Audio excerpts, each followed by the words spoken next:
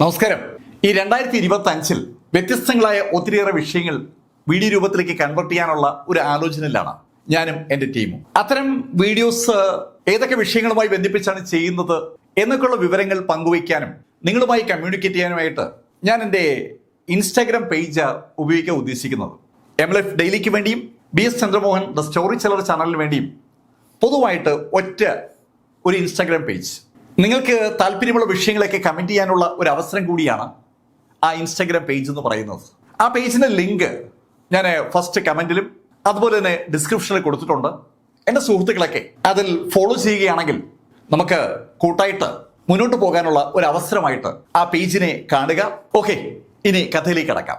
Mark Feller Jeff ബൂണിനെ വെറും 3 punch കൊണ്ട് അവസാനിപ്പിച്ച ആ കഥ പോസ്റ്റായിട്ടും വീഡിയോ ആയിട്ടും ശരിക്കും സർക്കുലേറ്റ് ചെയ്യപ്പെടുമ്പോൾ ജിനേവോ മാത്രമല്ല ആ വിവരം അറിഞ്ഞത്. ആ വിവരം ഡിവൈൻ ആൽക്കമിസ്റ്റ് പവലിയനിലെ ആൽക്കമിസ്റ്റുകൾ പലരും കണ്ടു. അവരുടെ പ്രിയപ്പെട്ട സീനിയർ ആൽക്കമിസ്റ്റാണ് മാർക്ക് ഫെല്ലർ. ആ മാർക്ക് ഫെല്ലർ ഇതാ ഒരു മാർഷൽ സെയിന്റ് ആയിരിക്കുന്നു. അവരെ സംരക്ഷിക്കാൻ ഇനി മാർക്ക് ഫെല്ലർ ഉണ്ട്. അങ്ങനെ ഒരു ചിന്തയാണ് അവരുടെയൊക്കെ മനസ്സിലേക്ക് വരുന്നത്. എന്നാൽ അതേ സമയത്ത് തന്നെ അതേ ഡിവൈൻ ആൽക്കമിസ്റ്റ് പൗലിയനിലെ പൗലിയം മാസ്റ്ററുടെ ആ വസതിയിൽ ശരിക്കും ഒരു ടെൻസ് സിറ്റുവേഷൻ അരങ്ങേറിയിരിക്കുകയാണ്. അവിടെ സാക്ഷാൽ വാൻ ഗസ്മാൻ ഉണ്ട്. വാൻ ഗസ്മാൻ അതുവരെയുള്ള അയാളുടെ എല്ലാ ശൈലികളും മാറ്റിവെച്ചുകൊണ്ട് തികച്ചും പ്രകോപനപരമായി ആ പൗലിയം മാസ്റ്ററെ നേരിടാനുള്ള ശ്രമത്തിലാണ്. പൗലിയം മാസ്റ്ററെ അവന്റെ കിടപ്പറയിൽ എത്തിക്കുക എന്നുള്ളതാണ് അവന്റെ ആത്യന്തികമായ ടാർഗറ്റ്. ആ ടാർഗറ്റ് കംപ്ലീറ്റ് ചെയ്യുന്നത് അവന്റെ വസതിയിൽ കൊണ്ടുപോയി ആയിരിക്കണം എന്നൊക്കെയായിരുന്നു അവൻ നേരത്തെ തീരുമാനിച്ചത്. ഇപ്പൊ ആ തീരുമാനം അവൻ മാറ്റി. ആൽക്കമിസ്റ്റ് പൗലിയന്റെ ആ പൗലിയൻ മാസ്റ്ററെ അവൻ സ്വന്തമാക്കുന്നത് അവിടെ ആ പൗലിയൻ മാസ്റ്ററെ വസതി വെച്ച് തന്നെ ആകണം എന്ന തീരുമാനത്തിലേക്കാണ് അവനിപ്പം മാറിയിരിക്കുന്നത്. അവൻ പൗലിയൻ മാസ്റ്റർ മുന്നിൽ വെച്ച് തന്നെ അവൻ വസ്ത്രം അഴിച്ചു. ഷർട്ടും പാൻസും ഒക്കെ അഴിച്ച് താഴെയിട്ട് അവൻ പൗലിയൻ മാസ്റ്ററോട് പറഞ്ഞു, യുവാന, നിന്നെപ്പോലൊരു സുന്ദരിയെ അങ്ങനെ കണ്ടുകൊണ്ട് നിൽക്കാൻ ഞാനൊരു മണ്ടനൊന്നുമല്ല. നിനക്കൊരു ധാരണ ഉണ്ടായിരിക്കും ആ ലാരി ഹോംസ് പറഞ്ഞതുകൊണ്ട് ഞാൻ ഒതുങ്ങിയെന്ന്. കുറച്ചു ദിവസം ഞാൻ മാറിയെന്നുള്ള സത്യമാണ്. പക്ഷേ അതൊക്കെ ഞാൻ മറികടക്കുകയാണ്. ലാരി ഹോംസ് അല്ല ആര് പറഞ്ഞാലും നിന്നെ ഇനി വെറുതെ വിടുന്ന പ്രശ്നമേ ഉദിക്കുന്നില്ല. അവൻ അങ്ങനെ പറയുമ്പോഴും പൗലിയം മാസ്റ്റർ ഒരക്ഷരം ഇട്ടാതെ അങ്ങനെ നിൽക്കുകയാണ്. പൗലിയം മാസ്റ്റർ യഥാർത്ഥത്തിൽ വാൻ ഗസ്മാനെ ശ്രദ്ധിക്കുന്ന പോലും ഇല്ല എന്ന് പറയാം. അവരുടെ ദൈനംദിന ആക്ടിവിറ്റീസ് ഒക്കെ ചെയ്തുകൊണ്ടിരിക്കുകയാണ്. പുതിയ മരുന്നുകൾ ഉണ്ടാക്കാനുള്ള ഹെർബ്സ് എടുക്കുക, ആ ഹെർബ്സ് കഴുകുക, അതിനെ പിൽസായി കൺവേർട്ട് ചെയ്യാനായി അവരുടെ ആ കോർഡറിന്റെ അടുത്തേക്ക് കൊണ്ടുവരിക, ആ ആക്ടിവിറ്റീസ് ഒക്കെ അവർ ചെയ്തുകൊണ്ടിരിക്കുമ്പോൾ അവരുടെ ആ കൂസലില്ലായ്മ ഗസ്മാനെ ശരിക്കും ദേഷ്യം പിടിപ്പിച്ചു. ഗസ്മാൻ ശരിക്കും ഒരു ഷർട്ട് മാത്രം ധരിച്ചുകൊണ്ട് പൗലിയം മാസ്റ്റർ അടുത്തേക്ക് നടന്നു തുടങ്ങുമ്പോൾ ആ വസതിക്ക് കാവൽ നിൽക്കുന്ന മാർഷൽ സെയിന്റ് ഓടി അകത്തേക്ക് വന്നു. അവൻ ഓടി വന്ന് ഗസ്മാന്റെ ചെവിയിൽ ഗസ്മാനോട് ഒരു കാര്യം പറഞ്ഞു. അത് കേട്ടതും വിളറിപ്പോയ ഗസ്മാൻ പെട്ടെന്ന് അവന്റെ പാൻസ് ഷർട്ടൊക്കെ എടുത്ത് ധരിച്ച് ഒരൊറ്റ ഓട്ടം. ഗസ്മാൻ ഓടിപ്പോകുന്ന ശബ്ദം സ്വാഭാവികമായിട്ട് പൗലിയം മാസ്റ്റർ കേട്ടു. പൗലിയം മാസ്റ്റർ തിരിഞ്ഞു നോക്കുമ്പോൾ ഗസ്മാൻ ആ മാർഷൽ സെയിന്റിനൊപ്പം അതിവേഗം ആ വസതിയിൽ നിന്ന് ഓടി പുറത്തിറങ്ങി കുതിക്കുന്നതാണ് കണ്ടത്. ഇവനെന്തു പറ്റി? അങ്ങനെ ഒരു ചോദ്യമാണ് ആ സമയത്ത് പൗലിയം മാസ്റ്റർ മനസ്സിലേക്ക് കടന്നു വന്നത്. പൗലിയം മാസ്റ്റർക്ക് അതിന്റെ ഉത്തരം എന്താണെന്ന് ആ സമയത്ത് ബോധ്യമായില്ലെങ്കിലും എന്തോ ഗസ്മാനുമായി ബന്ധപ്പെട്ട് സംഭവിച്ചു എന്ന് ബോധ്യമായിട്ടുണ്ട്. ആ മാർഷൽ സെയിന്റിനൊപ്പം പുറത്തേക്ക് ഓടിയിറങ്ങിയ ഗസ്മാൻ പുറത്ത് പാർക്ക് ചെയ്തിരിക്കുന്ന വാഹനത്തിലേക്ക് ഓടിക്കേറി. അവൻ ഡ്രൈവറോട് പറഞ്ഞു, വേഗം അവിടെ മിസ്റ്റിക് വീടിലേക്ക് പോകും. അതിവേഗം ആ SUV ഗസ്മാന്റെ മിസ്റ്റിക് വീട് ലക്ഷ്യമാക്കി പായുകയാണ്. ആ വാഹനം അതിവേഗം പായുമ്പോൾ ഗസ്മാൻ അയാളുടെ കയ്യിലെ ആ മൊബൈലിലേക്ക് നോക്കി. മൊബൈലിൽ അയാൾ കാണുന്നത് സാക്ഷാൽ മാർക്ക് ഫെല്ലറെയാണ്. മാർക്ക് ഫെല്ലർ ജെഫ് ബൂണിനെ അറ്റാക്ക് ചെയ്യുന്നതും മാർക്കിന്റെ ആ 3 പഞ്ചുകൾക്ക് ശേഷം ജെഫ് ബൂൺ അവസാനിക്കുന്നതുമായ ആ വീഡിയോ പല തവണയാണ് ഗസ്മാൻ കണ്ടത്. അത് കാണുന്തോറും ഗസ്മാന്റെ ബോഡിയിൽ ഒരു വിറയൽ ഉണ്ടാവുകയാണ്. എന്ത് സംഭവിക്കരുത് എന്ന് അവൻ ആഗ്രഹിച്ചു, അതിതാ സംഭവിച്ചിരിക്കുകയാണ്. മാർക്കിന്റെ പിടിയിൽ നിന്ന് രക്ഷപ്പെടാൻ അവൻ ഇനി ഒറ്റ മാർഗമേ ഉള്ളൂ, എത്രയും പെട്ടെന്ന് അവന്റെ മിസ്റ്റിക് വേർഡിനകത്ത് എത്തുക. അവൻ ആ മാർഷൽ സെയിന്റിനോട് ചോദിച്ചു, മാർക്ക് ഇപ്പോഴൊന്നും ഇങ്ങോട്ട് വരില്ലായിരിക്കും അല്ലേ? യങ് മാസ്റ്റർ, പേടിക്കേണ്ട കാര്യമില്ല, ഞാൻ കൂടെ ഇല്ലേ. ഗസ്മാനൊപ്പം ഇരിക്കുന്ന മാർഷൽ സെയിന്റ് അങ്ങനെ പറഞ്ഞിട്ടും ഗസ്മാന് അങ്ങോട്ട് ധൈര്യം വരുന്നില്ല. കൂടെ ഇരിക്കുന്ന ആ മാർഷൽ സെയിന്റിനെ പോലുള്ള ഒരാളെയാണ് മാർക്ക് ഫെല്ലർ വെറും 3 പഞ്ചിന് ഇടിച്ചു തീർത്തത്. അതുകൊണ്ട് ഒരു മാർഷൽ സെയിന്റിന്റെ സംരക്ഷണം ഉണ്ട് എന്ന ഒറ്റ കാരണത്താൽ താൻ സുരക്ഷിതനല്ല എന്ന കാര്യം ഗസ്മാൻ അറിയാം. ഗസ്മാനും ആ മാർഷൽ സെയിന്റും ഗസ്മാന്റെ ആ മിസ്റ്റിക് വീട്ടിലേക്ക് അങ്ങനെ പാഞ്ഞു പോകുമ്പോൾ മാർക്ക് ഫെല്ലറുടെ ടീമും ഗ്രീൻ മൂൺ വില്ലയിലെത്തി. കാൻസസ് സിറ്റിയിലെ ആ ഗ്രീൻ മൂൺ വില്ലയിൽ ആ 300 അംഗ ടീമുമായി എത്തിയ മാർക്ക് ആ ടീമിനൊപ്പം അകത്തേക്ക് കയറുമ്പോൾ ശരിക്കും ആ ടീം അംഗങ്ങളും ഏതാണ്ട് നിശ്ചലരായി നിന്നു പോവുകയാണ്. അത്രയ്ക്ക് ഭയപ്പെടുത്തുന്ന സീനറികളാണ് ഇപ്പോഴും അവിടെ അവശേഷിക്കുന്നത്. ഒരു കൂട്ടക്കൊല നടന്നതിന്റെ എല്ലാ ലക്ഷണങ്ങളും ഇപ്പോഴും അവിടെ അവശേഷിക്കുകയാണ്. ആ ഗ്രീൻ മൂൺ വില്ലയിൽ ഉണ്ടായിരുന്ന ആളുകളുടെ ബോഡിയിൽ ഇനി വലുതായിട്ടൊന്നും അവിടെ അവശേഷിക്കുന്നില്ലെങ്കിൽ പോലും അവിടെ ആളുകൾ കൊല്ലപ്പെട്ടതിന്റെ സൂചനകൾ വളരെ വളരെ ശ്രദ്ധേയമായിട്ട് തന്നെ വിസിബിൾ ആണ്. മാർക്ക് ഫെല്ലർ അവരോട് പറഞ്ഞു, ഇനി ഇതാണ് നമ്മുടെ ആസ്ഥാനം. മാർക്ക് അത് പറഞ്ഞതും ആ ഹെവൻലി ഗേറ്റിന്റെ ആ ഭടന്മാർ മാർക്കിനോട് പറഞ്ഞു, സെക്ഷൻ മാസ്റ്റർ, അങ്ങനെയാണെങ്കിൽ ഞങ്ങൾ ഇവിടെ മുഴുവൻ വൃത്തിയാക്കാം. മാർക്ക് അതിന് അനുവദിച്ചതും അവർ അതിവേഗം ആ വില്ല വൃത്തിയാക്കി തുടങ്ങി. ആ ഗ്രീൻ മൂൺ വില്ല ഹെവൻലി ഗേറ്റുകാർ വൃത്തിയാക്കി തുടങ്ങിയതും മാർക്ക് ഫെല്ലർ അവിടുന്ന് നേരെ ക്വിൻറ്റസ് സിറ്റിയിലേക്ക് തിരിച്ചു. മാർക്ക് ക്വിൻറ്റസ് സിറ്റിയിലെ എയർപോർട്ടിൽ ലാൻഡ് ചെയ്ത് അവിടുന്ന് ഒരു ടാക്സിയിൽ ഡിവൈൻ ആൽക്കെമിസ്റ്റ് പവലിയനിലേക്ക് വന്നു. മാർക്ക് ഫെല്ലർ ആ ടാക്സി വിട്ടിട്ട് ഡിവൈൻ ആൽക്കെമിസ്റ്റ് പവലിയന്റെ ആ ഗേറ്റിനകത്തേക്ക് കടക്കുന്ന ആ നിമിഷത്തിൽ ആളുകൾ മാർക്കിനടുത്തേക്ക് ഓടി വരികയാണ്. ശരിക്കും അവിടെയുള്ള യങ്ങർ ജനറേഷൻ പൂർണ്ണമായും മാർക്കിനടുത്തേക്ക് ഓടിയെത്തി എന്ന് പറയാം. അവർ മാർക്കിനങ്ങ് വളഞ്ഞു. ഒരു വല്ലാത്ത സന്തോഷം ആ ചെറുപ്പക്കാർക്കുണ്ട്. മാർക്ക് മാർഷൽ സെയിന്റ് ആയത് ഞങ്ങളൊക്കെ അറിഞ്ഞു. മാർക്ക് ആ ജെഫ് ബൂഡിനെ മാർക്ക് ഇടിച്ചു കൊല്ലുന്നത് ഞങ്ങളും കണ്ടു. ആ വീഡിയോ അവർ വല്ലാത്ത ആവേശം ഉണ്ടാക്കിയിരിക്കുകയാണ്. അവരെല്ലാവരും മാർക്കിന്റെ പുറത്തു തൊടാനും മാർക്കിനോട് സംസാരിക്കാനും മാർക്കിന് ഷെയ്ക്ക് ഹാൻഡ് കൊടുക്കാനും വല്ലാത്ത ആവേശം കാണിക്കുകയാണ്. ശരിക്കും അവർക്ക് മാർക്കിനോടുള്ള സ്നേഹം അവരുടെ പ്രകടനങ്ങളിൽ ദൃശ്യമാണ്. അതുകൊണ്ട് തന്നെ മാർക്കിന് അവരെ അങ്ങോട്ട് ഒഴിവാക്കാനും പറ്റുന്നില്ല. ആ സമയത്താണ് ഫിഫ്ത്ത് എൽഡർ അങ്ങോട്ട് വന്നത്. ഏയ് മാർക്കിന് വേറെ കാര്യങ്ങൾ ചെയ്യാനുണ്ട്. അങ്ങനെ പറഞ്ഞുകൊണ്ട് ഫിഫ്ത്ത് എൽഡർ ഒരു പരുവത്തിന് ആ ആൽക്കെമിസ്റ്റുകളെ മാറ്റി മാർക്കിനെ അവർ പിടിയിൽ നിന്ന് രക്ഷിച്ചു. മാർക്കിനെ തൊട്ടു നോക്കാനും മാർക്കിനോടൊപ്പം ചേർന്ന് നിൽക്കാനും മാർക്കിനൊപ്പം നിന്ന് സെൽഫി എടുക്കാനും മാർക്കിനെ ഒന്ന് കെട്ടിപ്പിടിക്കാനും ഒക്കെ വല്ലാത്ത ആഗ്രഹമുള്ള ആ ആൽക്കെമിസ്റ്റുകളെ ഒരു പരുവത്തിൽ ഫിഫ്ത്ത് എൽഡർ മാറ്റിയതും മാർക്ക് ഫിഫ്ത്ത് എൽഡറോട് താങ്ക്സ് പറഞ്ഞു. മാർക്ക്, എന്തിനാ എന്നോട് താങ്ക്സ് പറയുന്നത്? മാർക്ക്, നീ ഇപ്പോ ശരിക്കും വളരെ വളരെ സീനിയർ ആയിരിക്കുകയാണ്. നീ ഇപ്പോ എല്ലാവരും അറിയുന്ന ആളായിരിക്കുകയാണ്. നീ ഒരു മാർഷൽ സെയിന്റുമാണ്. മാർഷൽ സെയിന്റായി നീ എന്നോട് താങ്ക്സ് പറയേണ്ട ഒരു കാര്യവുമില്ല. അത് കേട്ടതും മാർക്ക് ഫിഫ്ത്ത് എൽഡറോട് പറഞ്ഞു, ഫിഫ്ത്ത് എൽഡർ, അങ്ങനെ പറയരുത്. ഞാൻ ആരായി മാറിയാലും എന്റെ ഗുരു അങ്ങ് തന്നെയാണ്. അങ്ങേ മറന്ന് ഒരു കാര്യവും ഞാൻ ചെയ്യത്തില്ല. ശരിക്കും മാർക്ക് ഫെല്ലറുടെ ആ വാക്കുകൾ ഫിഫ്ത്ത് എൽഡറെ ഒന്ന് ഈറനണിയിച്ചു എന്ന് പറയാം. അയാളുടെ കണ്ണുകളിൽ പ്രകാശവും അതേസമയം സന്തോഷം കൊണ്ട് കണ്ണീരും വരികയാണ്. മാർക്ക് ഫിഫ്ത്ത് എൽഡറോട് പറഞ്ഞു, ഫിഫ്ത്ത് എൽഡർ, എനിക്ക് പൗരി മാസ്റ്റർ ഒന്ന് കാണണം. മാർക്ക് വാ. അങ്ങനെ പറഞ്ഞുകൊണ്ട് ഫിഫ്ത്ത് എൽഡർ മാർക്കുമായി പൗരി മാസ്റ്ററെ വസതിയിലേക്ക് നടന്നു. പൗരി മാസ്റ്റർ വസതിയിലേക്ക് നടക്കുമ്പോൾ ഫിഫ്ത്ത് എൽഡർ മാർക്കിനോട് പല കാര്യങ്ങൾ ചോദിക്കുന്നുണ്ട്. മാർക്ക് മറുപടി പറയുന്നുണ്ട്. അവരിങ്ങനെ സംസാരിച്ച് പൗരി മാസ്റ്ററെ വസതിക്ക് സമീപമെത്തി. അവിടെ എത്തിയതും ഫിഫ്ത്ത് എൽഡർ മാർക്കിനോട് പറഞ്ഞു, മാർക്ക്, ഇനി ഞാൻ വരുന്നില്ല. ഫിഫ്ത്ത് എൽഡർ മാർക്കിനെ അവിടെ വിട്ടിട്ട് തിരിച്ചു നടക്കുമ്പോൾ മാർക്ക് ജമ്പ് ചെയ്ത് മുകളിലെത്തി. മാർക്ക് വന്ന വിവരം ഇതിനിടയിൽ പൗരി മാസ്റ്റർ അറിഞ്ഞിരിക്കുന്നുവെന്ന് മാർക്ക് അകത്തേക്ക് കയറിയപ്പോൾ തന്നെ മനസ്സിലാക്കി. കാരണം മാർക്കിന് വേണ്ടി ചായയെല്ലാം പൗരി മാസ്റ്റർ റെഡിയാക്കി വെച്ചിരിക്കുകയാണ്. മാർക്ക്, നിന്റെ അച്ചീവ്മെന്റ്സ് ഞാൻ കണ്ടായിരുന്നു കേട്ടോ. മാർക്ക്, നീ ആ ജെഫ് ബൂണിനെ നേരിട്ട വീഡിയോ ഇപ്പൊ ശരിക്കും പ്രചാരം നേടിയിരിക്കുകയാണ്. പൗരി മാസ്റ്റർ, ഞാൻ അറിയാതെ സംഭവിച്ചതാണത്. ആരോ എടുത്ത വീഡിയോ ആണ്. പൗരി മാസ്റ്റർ, ഞാൻ വന്നത് അങ്ങേ കൊണ്ടുപോകാൻ വേണ്ടിയാണ്. എന്നെ കൊണ്ടുപോകാനോ? എവിടേക്ക്? പൗരി മാസ്റ്റർ, ആ വാൻ ഗസ്മാനെ ഇനി വെറുതെ വിടാൻ ഞാൻ ഉദ്ദേശിക്കുന്നില്ല.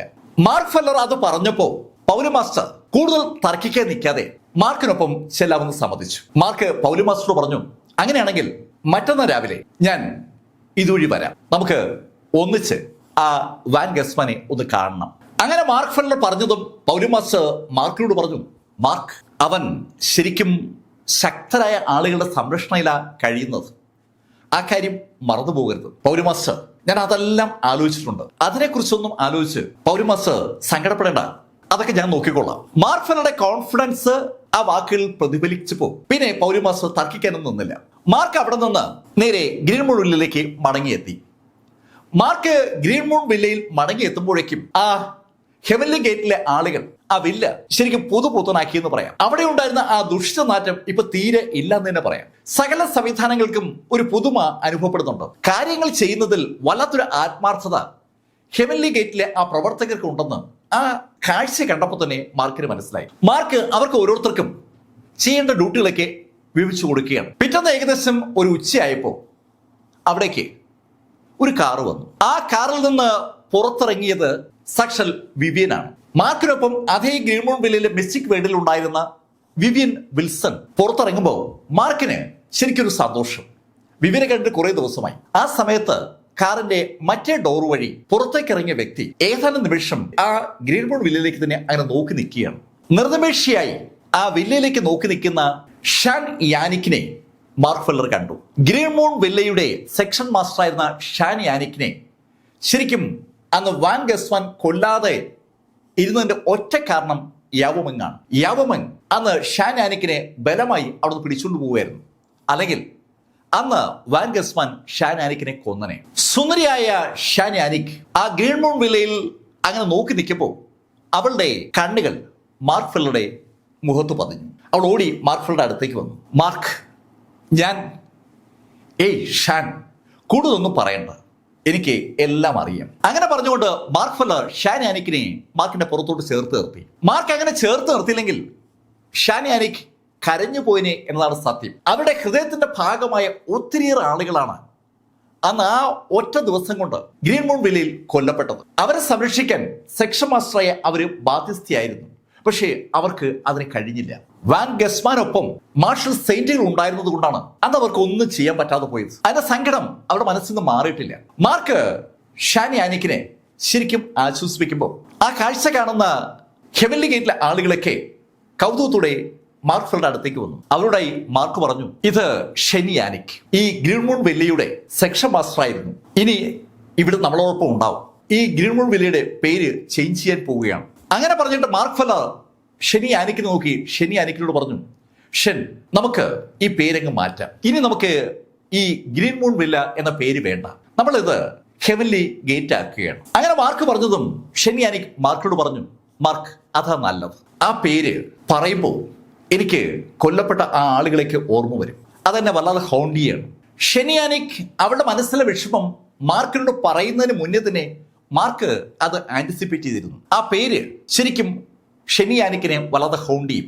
അവളിപ്പോ ഹെവൻലി ഗേറ്റിന്റെ ഭാഗമായി മാറിയാൽ സ്വാഭാവികമായിട്ടും ഗ്രീൻമൂൺ വില്ല എന്നുള്ള ആ പേരും അനുബന്ധ ചരിത്രമൊക്കെ അവളുടെ മനസ്സിൽ നിന്ന് മായി. അത് മായണമെങ്കിൽ ഇനി ഒരു കാര്യം കൂടി സംഭവിക്കണം. അവളുടെ ആ സംഘടനയുടെ ഭാഗമായ ആളുകളെ കൊന്നൊടുക്കിയ വാൻ ഗസ്മാൻ അവസാനിക്കണം. പിറ്റേന്ന് മാർക്ക് ഫെല്ലറും വിവിയനും ഷെൻ യാനിക്കും ഒരു കാറിലും മറ്റനവധി വാഹനങ്ങളിലായി ആ 300 പേരടങ്ങുന്ന ആ ടീമും കാൻസസ് സിറ്റിയിൽ നിന്ന് യാത്ര തിരിച്ചു.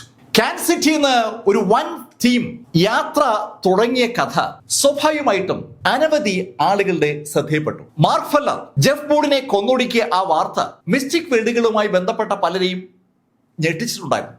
മാർക്കിന്റെ ശക്തി എത്രത്തോളം ഉണ്ടെന്ന് അറിയാത്തത് കൊണ്ട് മാർക്കിനെ ആക്രമിക്കാൻ അവിടെയുള്ള ആളുകൾക്ക് ഒരു മടിയുമുണ്ട്. ആ മടി ഏകദേശം ഒരു 24 മണിക്കൂർ കൊണ്ട് പതുക്കെ മാറി ഒരു ധൈര്യമൊക്കെ അവർക്ക് വന്നപ്പോഴാണ് മാർക്കും ഹെവൻലി ഗേറ്റിലെ ആളുകളും ഒന്നിച്ച് യാത്ര തിരിക്കുന്ന അവർ കണ്ടത്. മാർക്ക് ഫെല്ലറും ഷെൻ യാനിക്കും ഉൾപ്പെടെയുള്ള സകല ആളുകളും കറുത്ത വസ്ത്രമാണ് ധരിച്ചിരിക്കുന്നത്. എല്ലാവരുടെ വസ്ത്രത്തിലും ഹെവൻലി ഗേറ്റ് എന്ന് എഴുതിയിട്ടുമുണ്ട്. എന്താണ് ഈ ഹെവൻലി ഗേറ്റ്? ആ വാക്ക് കണ്ടപ്പോൾ പലരും അറിയാതെ ചോദിച്ചു പോവുകയാണ്. മാർക്കിന്റെയും കൂട്ടരുടെയും വാഹനങ്ങളുടെ ആ കോൺവേ കാൻസസ് സിറ്റിയിൽ നിന്ന് നേരെ പോകുന്നത് ക്വിൻറ്റസ് സിറ്റിയിലേക്കാണ്. ക്വിൻറ്റസ് സിറ്റിയിലെ ആ ഹൈവേയിലേക്ക് ആ വാഹനം അങ്ങനെ പോകുമ്പോൾ റോഡിൽ അവരെ പാസ് ചെയ്യുന്ന ആളുകളും റോഡ് സൈഡിൽ നിൽക്കുന്ന ആളുകളൊക്കെ ആ കാഴ്ച കാണുന്നുണ്ട്. കറുത്ത വസ്ത്രം ധരിച്ച ഒത്തിരി ആളുകൾ അനവധി SUVകളിലായി കാൻസസ് സിറ്റിയിൽ നിന്ന് ക്വിൻറ്റസ് സിറ്റിയിലേക്ക് പോവുകയാണ്. എന്താണ് സംഭവം എന്ന് പിടികിട്ടാത്തതുകൊണ്ട് പല മാർഷൽ ആർട്ടിസ്റ്റുകളും അവരുടെ വാഹനങ്ങളിൽ ആ കോൺവേ പിന്തുടർന്നു തുടങ്ങി. അങ്ങനെ പിന്തുടരുന്ന ആളുകളുടെ കൂട്ടത്തിൽ മിസ്റ്റിക് വേൾഡുകളുമായി ബന്ധപ്പെട്ട ആളുകളുമുണ്ട്. അവര് ആ കോൺവേ ശരിക്കും ഷൂട്ട് ചെയ്തെടുത്ത് മാർഷൽസ് ഫോറത്തിൽ ഇപ്പോ ലൈവായി കാണിക്കുന്നുമുണ്ട്. മാർക്ക് ഫെല്ലറും കൂട്ടരും എങ്ങോട്ടേക്കാണ് പോകുന്നത്? ആ ചോദ്യമാണ് പലരും ഉന്നയിക്കുന്നത്. മാർക്കിന്റെ ലക്ഷ്യം ഇനി ഡിവൈൻ ആൽക്കെമിസ്റ്റ് പൗലിനാണോ? ഡിവൈൻ ആൽക്കെമിസ്റ്റ് പൗലിനാണല്ലോ ക്വിൻസിറ്റിയിലെ ഏറ്റവും വലിയ സ്ഥാപനം. മാർക്കിന്റെ വാഹന വേഗം ക്വിൻസിറ്റിയിലേക്ക് കടക്കുന്നുണ്ടപ്പോ ആ ചോദ്യമാണ് പലരും ചോദിച്ചത്. എന്തായാലും മാർക്കിന്റെ ആ വാഹന വ്യൂഹം ക്വിൻസിറ്റിയിൽ ഡിവൈൻ ആൽക്കെമിസ്റ്റ് പൗലിന്റെ മുൻഭാഗത്ത് എത്തിയപ്പോ അവിടെ മാർക്കിനെ കാത്ത് സാക്ഷാൽ പൗലി മാസ്റ്റർ നിൽക്കുകയാണ്. പൗലി മാസ്റ്റർ വാഹനം നിർത്തിയതും മാർക്കിന്റെ വാഹനത്തിലേക്ക് കയറി. ആ വാഹനം ഉടൻ മൂവ് ചെയ്തു തുടങ്ങി. ഡിവൈൻ ആൽക്കെമിസ്റ്റ് പൗലിനിലെ ആൽക്കെമിസ്റ്റുകളൊക്കെ ഈ കാഴ്ച കാണുന്നുണ്ട്. അവരുടെ ഗേറ്റിന് മുന്നിലൂടെ നിരനിരയായി SUV വാഹനങ്ങൾ അങ്ങനെ പാഞ്ഞു പോവുകയാണ്. സകല വാഹനങ്ങളുടെ നിറം കറുപ്പാണ്. ആ വാഹനങ്ങളിൽ ഇരിക്കുന്ന ആളുകളുടെ വസ്ത്രത്തിന്റെ നിറവും കറുപ്പാണ്. എന്തോ ഒരു സംഭവം നടക്കാൻ പോവുകയാണെന്ന് ആ കാഴ്ച വിളിച്ചു പറയുന്നുണ്ട്. പൗലി മാസ്റ്റർ മാർക്ക് ഫെല്ലർക്കൊപ്പം കയറി എന്നുള്ള കാര്യവും അവർക്ക് പലർക്കും അറിയാം. അവർ രണ്ടും കൂടി എങ്ങോട്ടാണ് പോകുന്നത്? അവരെ അനുഗമിക്കുന്ന ആളുകൾ ആരാണ്? അങ്ങനെ ഒരുപാട് ചോദ്യങ്ങൾ ആ ആൽക്കെമിസ്റ്റുകളുടെ മനസ്സിലുണ്ട്. ഈ വാഹനങ്ങൾക്ക് പുറകെയുള്ള ജേർണലിസ്റ്റുകളും അതുപോലെ മിസ്റ്റിക് വേൾഡുകളുടെ ആളുകളും കൗതുകത്തിന് ഈ വാഹന വ്യൂഹത്തെ ഫോളോ ചെയ്യുന്ന ആളുകളൊക്കെ ആ ചോദ്യം അങ്ങനെ ചോദിച്ചുകൊണ്ടിരിക്കുകയാണ്. വാഹന വ്യൂഹത്തിന് നേതൃത്വം കൊടുക്കുന്ന മാർക്കിന്റെ വാഹനം ഇതൊന്നും ശ്രദ്ധിക്കാതെ മുന്നോട്ട് പോയിക്കൊണ്ടേയിരിക്കുകയാണ്. ഏതാനും മണിക്കൂറുകൾ നേരത്തെ യാത്രയ്ക്ക് ശേഷം മാർക്കിന്റെ വാഹനം സ്റ്റോപ്പായി. സ്വാഭാവികമായിട്ടും പുറകിലുള്ള എല്ലാ വാഹനങ്ങളും അങ്ങ് നിൽക്കുകയാണ്. മാർക്ക് ഫെല്ലർ വാഹനത്തിൽ നിന്ന് ഇറങ്ങി. മാർക്ക് പറഞ്ഞ അനുസരിച്ച് പൗലി മാസ്റ്ററും വിവിയനും ഷെനിയാനിക്കും പുറത്തിറങ്ങി. ഈ സമയത്ത് ആ എൻറ്റയർ വാഹനങ്ങളിലെ ആളുകൾ പുറത്തിറങ്ങി. അവരുടെ ആ വാഹന വ്യൂഹം എത്തി നിൽക്കുന്നത് ഒരു മലഞ്ചെരിവിലാണ്. ആ മലഞ്ചെരിവിൽ വാഹനങ്ങളൊക്കെ നിന്ന് ആളുകളൊക്കെ പുറത്തിറങ്ങിയപ്പോൾ ഈ വാഹനങ്ങളെ ഫോളോ ചെയ്യുന്ന ആളുകളും സ്വാഭാവികമായിട്ടും കൗതുകത്തോടെ ആ മുന്നിൽ കാണുന്ന ആൾക്കൂട്ടത്തെ നോക്കിയാണ്. ഈ മലയിൽ ഇവർ എന്ത് ചെയ്യാനാ വരുന്നത്? മിസ്റ്റിക് വേൾഡുകളുടേത് അല്ലാത്ത ആളുകൾക്കും അതേ ചോദ്യമുണ്ട്. എന്തായാലും ആളുകളെ ഫോട്ടോ എടുക്കുന്നുണ്ട്. ആ ഫോട്ടോ എടുത്ത് മാർഷൽസ് ഫോറത്തിനകത്തും മറ്റ് സോഷ്യൽ മാധ്യമങ്ങളിലും പോസ്റ്റ് ചെയ്യുന്ന ആളുകൾ ആ ചോദ്യം ചോദിക്കുന്നുണ്ട്. മാർക്കും കൂട്ടരും ഒരു മലയിൽ വന്ന് നിൽക്കുകയാണ്. എന്താണ് സംഭവം എന്ന് നിങ്ങൾക്ക് അറിയാമോ എന്നാണ് ചോദ്യം. പലരും പല ഉത്തരങ്ങളും പറഞ്ഞുകൊണ്ടിരിക്കുമ്പോഴേക്കും മാർക്ക് ഫെല്ലർ നടന്ന് ആ മലയിൽ ഒരു പ്രത്യേക പോയിന്റിലെത്തി. മാർക്കിനൊപ്പം വിവിനും നടക്കുകയാണ്. വിവിനും മാർക്കും ഒരു പോയിന്റിൽ എത്തിയതും മാർക്ക് വിവിനോട് പറഞ്ഞു, ഇവിടെയാണ് ആ പ്ലേസ്. മാർക്ക് ഫെല്ലർ പറഞ്ഞ ആ പ്ലേസ് ഒരു ഏകദേശ ധാരണ അടിസ്ഥാനത്തിൽ മാർക്ക് പറയുന്നതാണ്. മാർക്കിനെ ആ വാൻ ഗസ്മാന്റെ ആ മാർഷൽ സെഞ്ചി പിടികൂടി കൊണ്ടുവന്നപ്പോ മാർക്ക് ആ ഭാഗം ഒന്ന് നോക്കി വെച്ചിരുന്നു. മാർക്കിന് ഇപ്പോൾ ഒരു ഊഹമുണ്ട് അവിടെ ആയിരിക്കും സ്ഥലമെന്ന്. എന്തായാലും മാർക്ക് പറഞ്ഞത് കേട്ടതും വിവിയൻ അവന്റെ കൈ ഒരു പ്രത്യേക രീതിയിൽ ചലിപ്പിച്ചു തുടങ്ങി. ശരിക്കും ശൂന്യതയിലാണ് അവൻ കൈ ചലിപ്പിക്കുന്നത്. അവൻ ആ കൈ ഇങ്ങനെ ചലിപ്പിച്ച് വരുമ്പോൾ ഒരു സ്ഥലത്തെത്തിയതും പെട്ടെന്ന് ആ കൈയുടെ മുന്നിൽ ഒരു പ്രകാശം തെളിഞ്ഞു. ശുദ്ധ ശൂന്യതയിലാണ് ആ പ്രകാശം ഉണ്ടായത്. പൗലി മാസ്റ്ററും ഷെനിയാനിക്കും പുറകിൽ നിൽക്കുന്ന ആളുകളൊക്കെ ആ കാഴ്ച കാണുന്നുണ്ട്. അന്തരീക്ഷത്തിൽ ഒരു പ്രത്യേക പോയിന്റിൽ പ്രകാശം തെളിഞ്ഞിരിക്കുകയാണ്. പൗലി മാസ്റ്റർ കൗതുകത്തോടെ ആ പ്രകാശം കണ്ട സ്ഥലത്തേക്ക് അങ്ങനെ നോക്കുമ്പോൾ വിവിയൻ മാർക്കിനോട് പറഞ്ഞു, മാർക്ക് ഇത് തന്നെയാണ് പോയിന്റ്, ഇനി എനിക്ക് വിട്ടേക്ക്. അങ്ങനെ വിവിയൻ മാർക്കിനോട് പറഞ്ഞതും മാർക്ക് വിവിയനെ അവിടെ വിട്ടിട്ട് നടന്ന് പൗലി മാസ്റ്റർ അടുത്തേക്ക് വന്നു. മാർക്കിനെ കേട്ടതും പൗലി മാസ്റ്റർ ചോദിച്ചു, മാർക്ക് ഇവിടെയാണല്ലേ അവന്റെ ആസ്ഥാനം? അതെ പൗലി മാസ്റ്റർ, അവന്റെ ആസ്ഥാനത്തിലേക്ക് നമ്മൾ കടക്കാൻ പോവുകയാണ്. മാർക്ക് അകത്ത് നീ പ്രതീക്ഷിക്കുന്ന ശൈലിയിലുള്ള സംവിധാനങ്ങളൊന്നും ആവില്ല ഉണ്ടാകുക. അവര് വളരെ ശക്തരാണ്, അതൊക്കെ അറിയാമല്ലോ അല്ലേ പൗലി മാസ്റ്റർ. അവൻ എത്ര ശക്തി ഉണ്ടെങ്കിലും ഇന്ന് അവൻ തീരും. മാർക്കിന് അക്കാര്യത്തിൽ ഒരു സംശയവുമില്ല. ഇന്ന് വാൻ ഗസ്മാന്റെ അന്ത്യമാണ്. മാർക്ക് അത് തീരുമാനിച്ച് ഉറച്ചിരിക്കുകയാണ്. മാർക്കിനും പൗലി മാസ്റ്റർക്കും പുറകിൽ നിൽക്കുന്ന ആ ഹെവൻലി ഗേറ്റുകാർക്ക് വളരെ പുറകിലാണ് അവരെ ഫോളോ ചെയ്ത് എത്തിയ ആളുകളുടെ സ്ഥാനം എന്ന് പറയുന്നത്. അതുകൊണ്ട് തന്നെ യഥാർത്ഥത്തിൽ എന്താണ് നടക്കുന്നത് എന്നുള്ള കാര്യത്തെക്കുറിച്ച് ആദ്യമൊന്നും അവർക്കൊരു പിടിയുണ്ടായിരുന്നില്ല. പക്ഷേ അല്പനേരം കഴിഞ്ഞതും മിസ്റ്റിക് വേൾഡുകളുടെ ഭാഗമായ ആളുകൾക്ക് കഥ മനസ്സിലായി. അവരുടെയൊക്കെ മിസ്റ്റിക് വേൾഡുകളുടെ വാതിൽ തുറക്കുന്നത് എങ്ങനെയാണെന്ന് അവർക്കൊക്കെ അറിയാം. അതേ ശൈലിയിൽ ഇതാ കീ മാസ്റ്റർ വിവിയൻ അവിടെ വാതിൽ തുറക്കാൻ ശ്രമിക്കുന്നത് അവർ കണ്ടു. അതിന്റെ അർത്ഥം സിമ്പിളാണ്. ആ വാതിലിന് അപ്പുറത്ത് ഒരു മിസ്റ്റിക് വേൾഡ് ഉണ്ട്. ആ മിസ്റ്റിക് വേൾഡ് ആരുടേതായിരിക്കും? ആ ചോദ്യം മിസ്റ്റിക് വേൾഡുകാർ തന്നെ പരസ്പരം പറഞ്ഞപ്പോൾ പതുക്കെ ആ ന്യൂസ് അങ്ങ് സ്പ്രെഡ് ആവുകയാണ്. പെട്ടെന്നാണ് ആളുകൾ ആരോ ഒരാൾ ഉറക്കെ പറഞ്ഞത്, ആ വാൻ ഗസ്മാൻ ഈ ഭാഗത്തേക്ക് വരുന്നത് ഞാൻ കണ്ടിട്ടുണ്ട്. അത് കേട്ടതും ബാക്കി ആളുകൾ അത് ഫില്ല് ചെയ്യണം. ഓഹോ, അങ്ങനെയാണെങ്കിൽ ആ ഗസ്മാൻ കുടുംബത്തിന്റെ മിസ്റ്റിക് വേൾഡ് ഇവിടെ ആയിരിക്കും. മിസ്റ്റിക് വേൾഡുകാർ അവരല്ലാതെ വേറെ ആരെയും അവരുടെ മിസ്റ്റിക് വേൾഡുകളിലേക്ക് കൊണ്ടുപോകാറില്ല. അവരുടെ മിസ്റ്റിക് വേൾഡുകൾ മറ്റ് ആളുകളുടെ കണ്ണിൽ നിന്ന് ഒളിച്ചു വെക്കുകയാണ് അവരുടെ രീതി. ഗസ്മാന്റെ മിസ്റ്റിക് വേൾഡിനെ കുറിച്ച് അവർക്കൊക്കെ അറിയാം. പക്ഷെ അത് എവിടെയാണെന്ന് അവർക്ക് ആർക്കും അറിയത്തില്ല. കാരണം ഗസ്മാനും അവന്റെ മിസ്റ്റിക് വേൾഡ് ഒളിച്ചു വെക്കുന്ന ആളാണ്. ഗസ്മാന്റെ മിസ്റ്റിക് വേൾഡിലേക്ക് ഇതാ കീ മാസ്റ്റർ സഹായത്തോടുകൂടി മാർക്ക് കടക്കാൻ പോവുകയാണ്. വിവിയൻ അവന്റെ കൈവശമുള്ള ആ സീക്രട്ട് കീകൾ ഉപയോഗിച്ച് പതുക്കെ പതുക്കെ ട്രൈ ചെയ്യാണ്. 1 കീയായി, 2ആയി, 5ആയി, 10ആയി, 50ആയി, 100ആയി. അവന്റെ കയ്യിലുള്ള കീകൾ അവൻ തുടർച്ചയായി ഉപയോഗിച്ചുകൊണ്ടിരിക്കുകയാണ്. കുറെ ഏറെ കീകൾ ഉപയോഗിച്ചിട്ടും വിവിയന് ആ പൂട്ട് തുറക്കാൻ പറ്റുന്നില്ല. വിവിയൻ പതുക്കെ വിയർത്തു തുടങ്ങി. 1,80,000 മിസ്റ്റിക് വേൾഡുകളാണ് ഈ ഭൂമിയിലുള്ളത്.